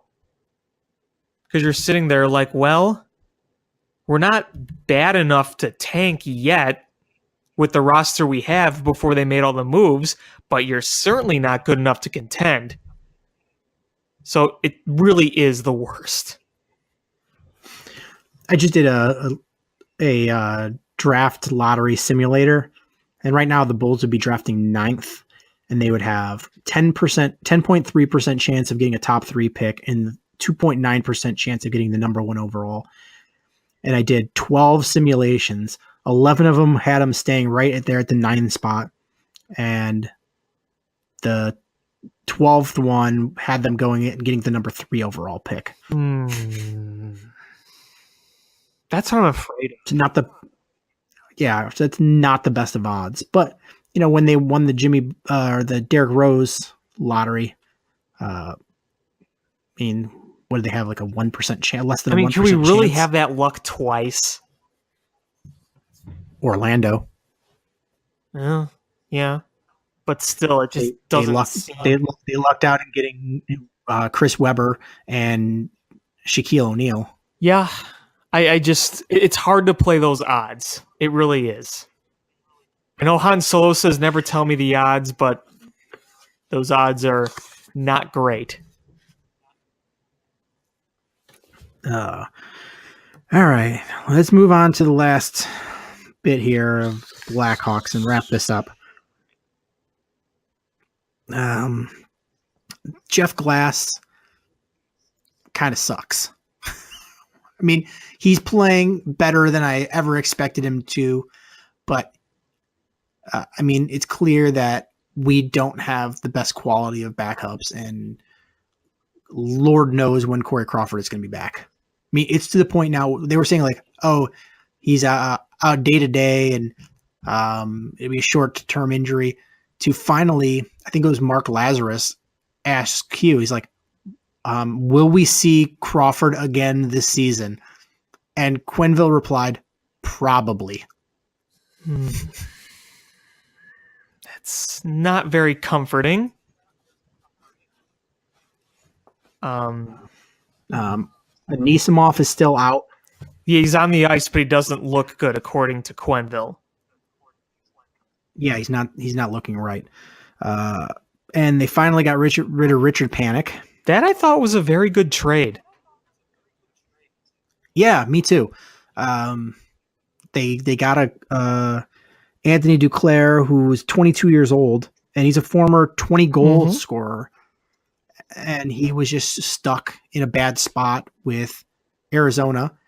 And you hope that he finds that form from a couple years ago with the Blackhawks. And I think he will. My only thing is, this is his last year of his contract. So can we hopefully re-sign him next year to a fair deal? I think that would be the ideal thing. But either way, off the books is Richard Panik's $2.8 million this year, then another $2.8 next year, because no disrespect to Panik, but I think last year was kind of his peak. Yeah, he's not worth that, and that was a bad contract that the Blackhawks signed him to. Looking back at it now, yeah. But it was still a much better contract than Brent Seabrooks. I hate to say it, but that Seabrook contract really is going to do some damage down the road. I mean, he was already a healthy scratch because he's played terribly this year, and it was about time he got the healthy scratch. But we're on the books through the 21-22 season at $6.88 million per year. Yeah, we're saddled with. And, I don't know what Keith's contract situation is like, but he's not exactly playing lights out either. And I know that he's taken up a good chunk of that salary cap. But yeah, the Seabrook contract is particularly rough. And you can't be mad at Seabrook at it for multiple reasons. If you're going to get a nice contract offer, you're going to take it. You can't blame him for that. And I think a lot of his struggles are just due to the fact that he's got God knows many miles on him, but on management's part was not the best contract to give out. Yeah, I mean, we're looking at like 5 more seasons of Seabrook with this kind of money, and I think the best comment I saw about this was, hopefully he can get a fungus from his equipment too. Oh, ouch. And I'm not saying that I'm going that far to say that, but it was very funny to see on Twitter. Never thought we'd get to that point. But wow. Well, I don't know if you saw Mark Lazarus retweet about the Taves haters. Oh, are back out in full I've effect. seen plenty of that. And I think Taves has played really well lately. Except one I thought thing. so too. He's taking a lot of penalties. Yeah, he really is. He's that's not like him. But I'm hearing, he's too old and slow to play anymore, so that's why he's getting so many penalties. Right. Ugh. But Franzen was put on waivers and surprisingly cleared him. I figured somebody would pick him up, but he made it through and was sent back down to Rockford and probably just going to stash his $1 million salary down there for the rest of the year. And they brought up Eric Gustafson, who, he's had his ups and downs, but you got to think about it. He's still only 25 years old, and he's played really well for Rockford this season. I like the Blackhawks are trying to get kind of as young as possible right now, like with the Duclair trade and then that move. So I guess that's kind of nice. Yeah, and the Franzen thing is funny because, like, if you look at metrics, he's had a fairly decent year. But if you use the eyeball test, you're like, man, this guy has sucked. Yeah, I just think he's done a lot of bad things at bad times. And I'll be honest with you, I'm all about the metrics in baseball, but I think hockey metrics are extremely flawed. Yeah, they're really hard to quantify. Like a lot of sports are, there's some sports that are just made to be quantified. Baseball is a sport that's just made to be quantified. Hockey, more than any hockey other sport. is not. Right, because it's such a constant physical sport. Yeah, and it's just constant action. So it's just hard to quantify. But yeah, metrics wise, like Cody Franzen's been pretty good. And you're like, ugh. Really? Yeah. Yeah, I really don't pay much attention to hockey metrics, I'll be completely honest with you. People bring up Corsi, and I don't think Corsi's a great stat. I don't think it's something I'd really judge a player with. I'm not saying I'm one of the plus-minus meatballs, but I'm certainly not really big on the Corsi thing. Man, when I was a kid, plus-minus was the stat. But that was like, I don't know, I was like 7, 8, so it was like 30 some years ago. Things have improved, but still, like, hockey stats just haven't taken off. Like, there's not that many good stats, where baseball is just, the stats were pretty good 10 years ago, and they've just gotten better. Yeah, absolutely. More research, a lot of the advanced metrics were based on a book in the 70s, but it's really taken off, especially with more technology and everything, measuring like StatCast and whatnot. and spin rate. Yeah, that's a big one. But I mean, the Blackhawks today was just like the epitome of where they're at. They had a home game, a day, a national broadcast day game on a Sunday, and one of the very few times in the season that they play the Red Wings anymore, their former hated rival. And my wife went to the game, and man, did they poop the bed today. You would have thought they were the team that played last night, not the Red Wings. Yeah, I mean, A very mediocre Red Wings team for that much. I mean, I get that the Blackhawks they're going into their bye, their whatever they call it in the NHL. They've got several days off, but geez, like they just played like hot garbage. It just, I'm watching this game and I'm like, man, they look sluggish. Their Passing was awful. passing has been awful. Passing has been awful for a while. You're just like, has this team ever played on the same ice together before? Very discombobulated. I know it's kind of a weird combination right now of some very young players and some very old players, but still, I just think that there's sometimes the inconsistency is because the fundamentals just aren't being executed like the passing. Obviously, the defense is the defense right now, but I think that's a big factor as well as the passing. Yeah, I mean, we had the game against Ottawa that was just brilliant. That was the best game that you could see them play. And then they followed it up the next day with a stinker against Minnesota. That was frustrating because the Hawks outplayed them most of the game. Yeah, but they had no luck at all on shots.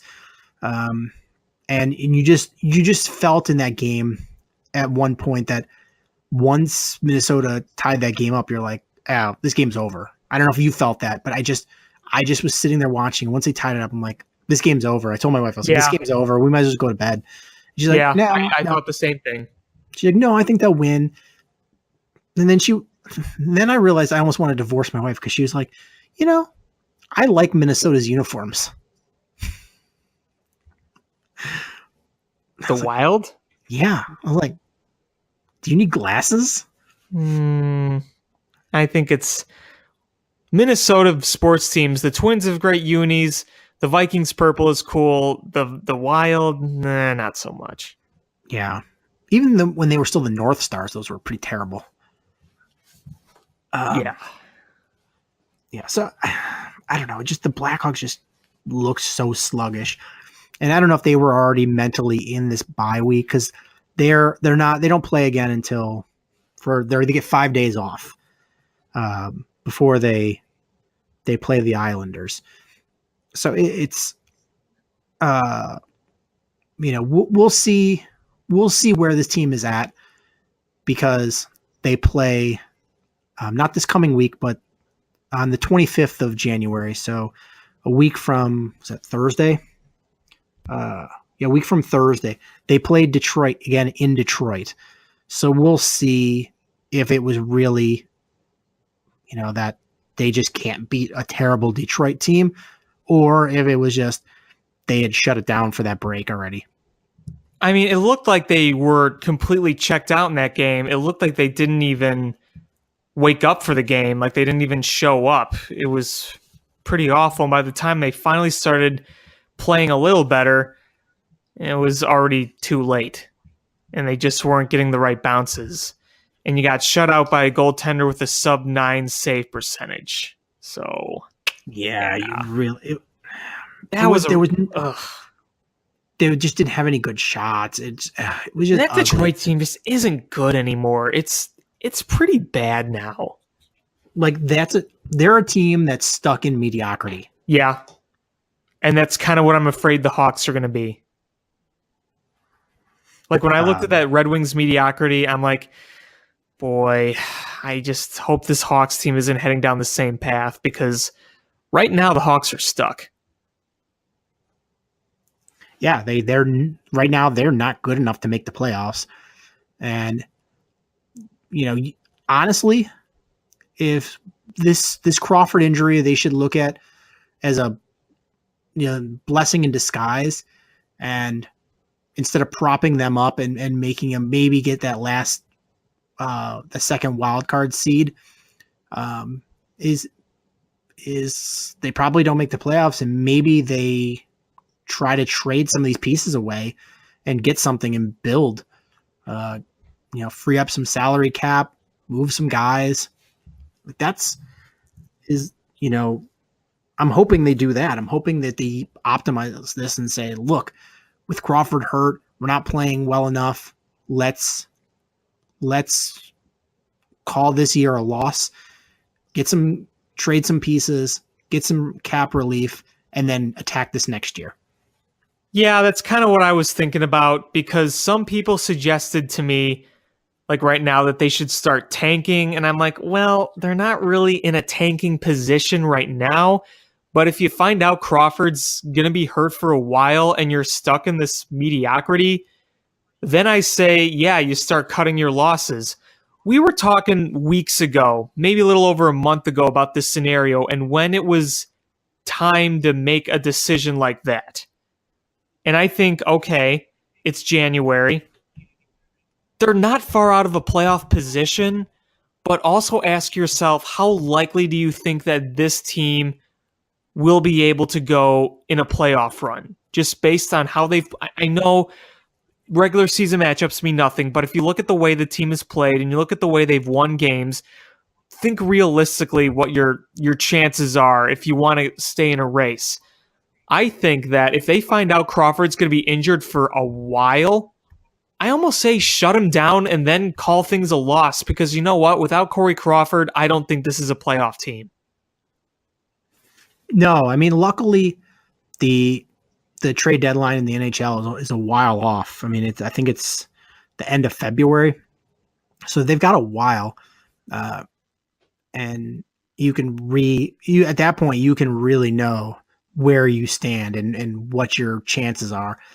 And if Crawford's still injured for these next couple of weeks, then yeah, the Blackhawks are going to fall further and further out of that playoff. And it's not going to be so much how many games behind, but how many teams are in between. That's really going to spell out where they are and what they need to do. It's just so, I can't think of a harder scenario to be in.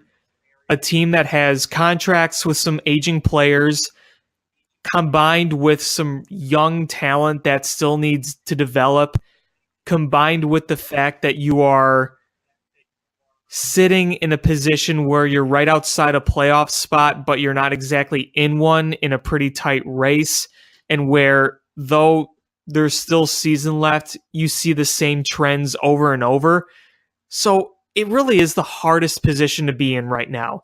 If this was like, say, I don't know, kind of like the Bulls were last year when they were like a 7 seed, but it was just a bunch of old players that weren't going to come back and you were just going to build from there, then it'd be easier. This scenario for the Hawks is a little more difficult.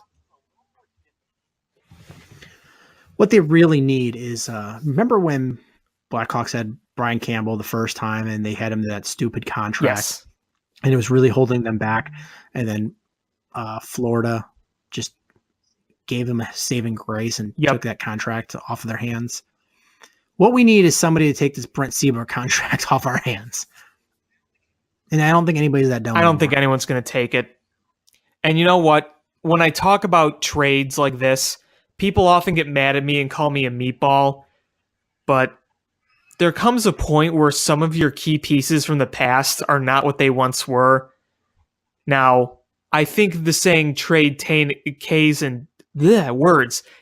and Kane are going too far. I will say that, and I think it's too far to say that Jonathan Taze isn't trying, so he doesn't want to anymore. That, I think, is meatball talk, but talking about other veterans on this team and ridding of some of those bad contracts and talking about Brett Seabrook, who's clearly not the same player anymore, I think that's something right to talk about. I hate to say it, but sometimes the truth is hard to talk about.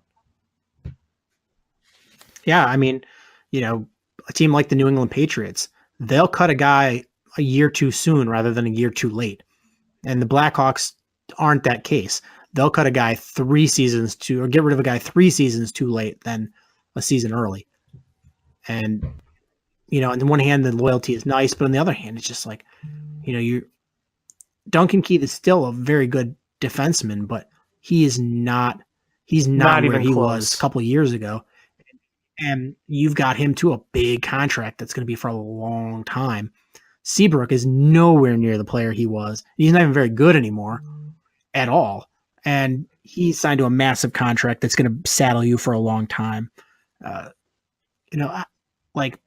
So it's you need to be able to part ways with these guys, even though there's a lot of memories in there and there's a lot of history. Just you get rid of the guy. It's all about winning. Fans will go Brent Seabrook who if you get rid of him and you're able to win another 2 Stanley Cups. Right. Exactly. And I never really thought I'd be talking about Brent Seabrook this way. And I certainly have no ill feelings towards the guy because, like I've said in the past, I think a lot of his source of struggles is just the fact that he's older and he has a ridiculous amount of miles on him. And talking about his play now doesn't mean I never appreciated him because I loved him for so long when he was good and will always remember the good from the bad. But you know what? Players all get old. Players all leave their prime. Players all stop being effective. That's just part of what it is. And frankly, it's not good to keep people around for nostalgia's sake. You keep people around based on their performance. Sports is a business. That's just how it is. I mean, I love Ryan Sandberg, but you know what? I wouldn't want them to keep him around still with 60 years old.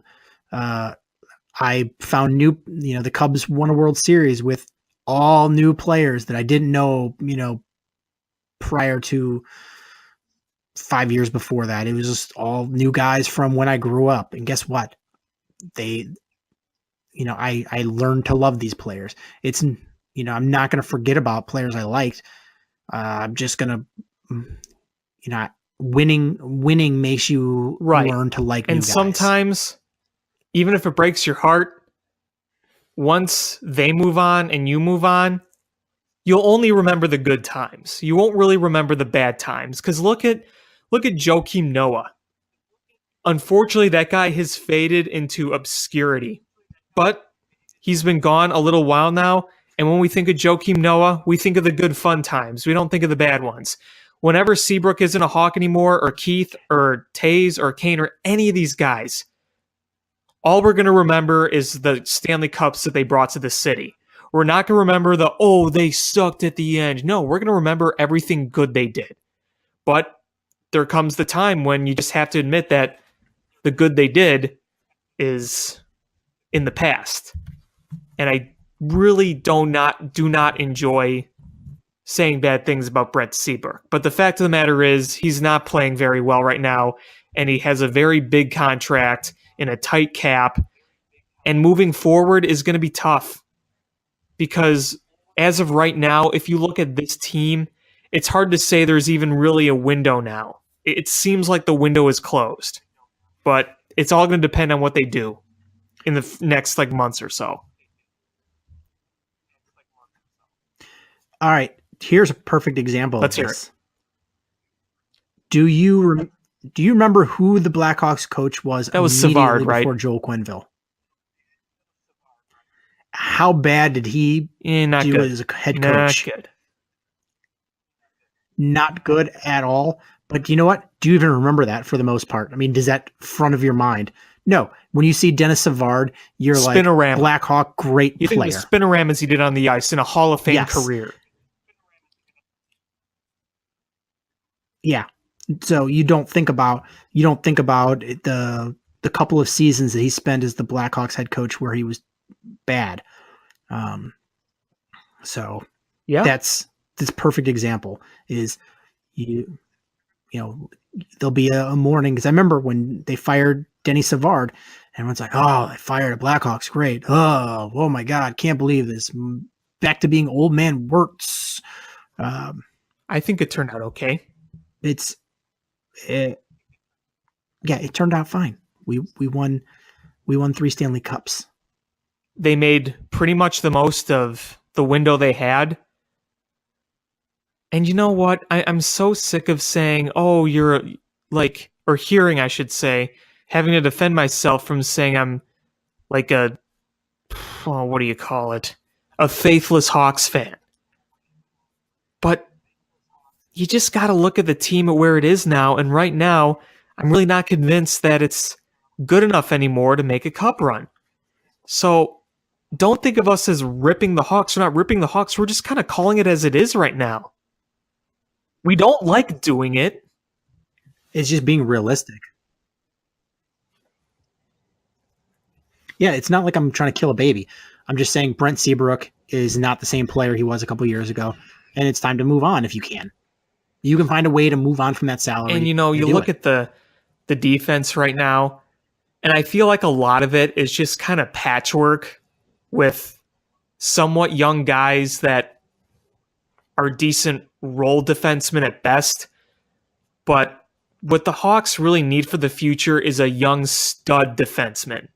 Because they have some young defensemen, but they're decent guys. You need someone really good to anchor that down. And Keith and Seabrook were those guys for a long time, but they're not young anymore.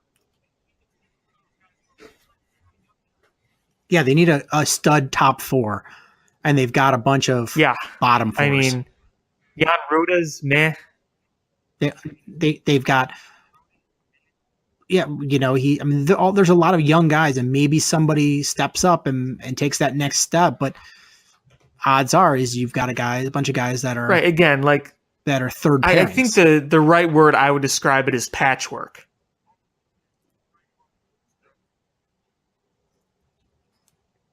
Yeah, I mean I think not that's a fair exactly a solidified unit, even though. I mean, one of the problems is Keith and Seabrook alone, because usually what you want is your 2 studs to anchor it down, and they'll be the reliable ones, and you have the supporting cast. Like they had Hammer on the supporting cast in their prime. You had guys like Oduya when he was still effective. You don't have that good, reliable depth anymore.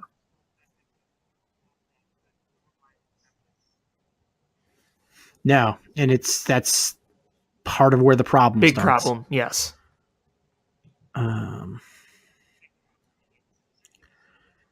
But is there anything else you want to talk about? I think we pretty much covered everything.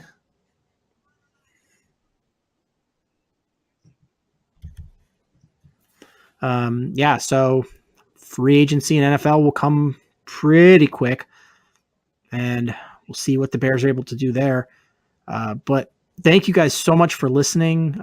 Please make sure you hit subscribe however you listen to podcasts, whether it's iTunes, Stitcher, YouTube. Share with your friends. And thank you guys so much for listening. And until next time, bear down. Cubs win! What a lucky break! The good Lord wants the Cubs to win! We thank Ditka and God for all they have provided. Cubs win! Cubs win! Cubs win! Oh, I don't want her. You can have her. She's a Packer fan. She can't fit in my van. And she looks like Remember, New Yorkers, smoking crack is not legal on the plains. Bears 31 to -7. The Bears. Oh, when the Bears go bearing down.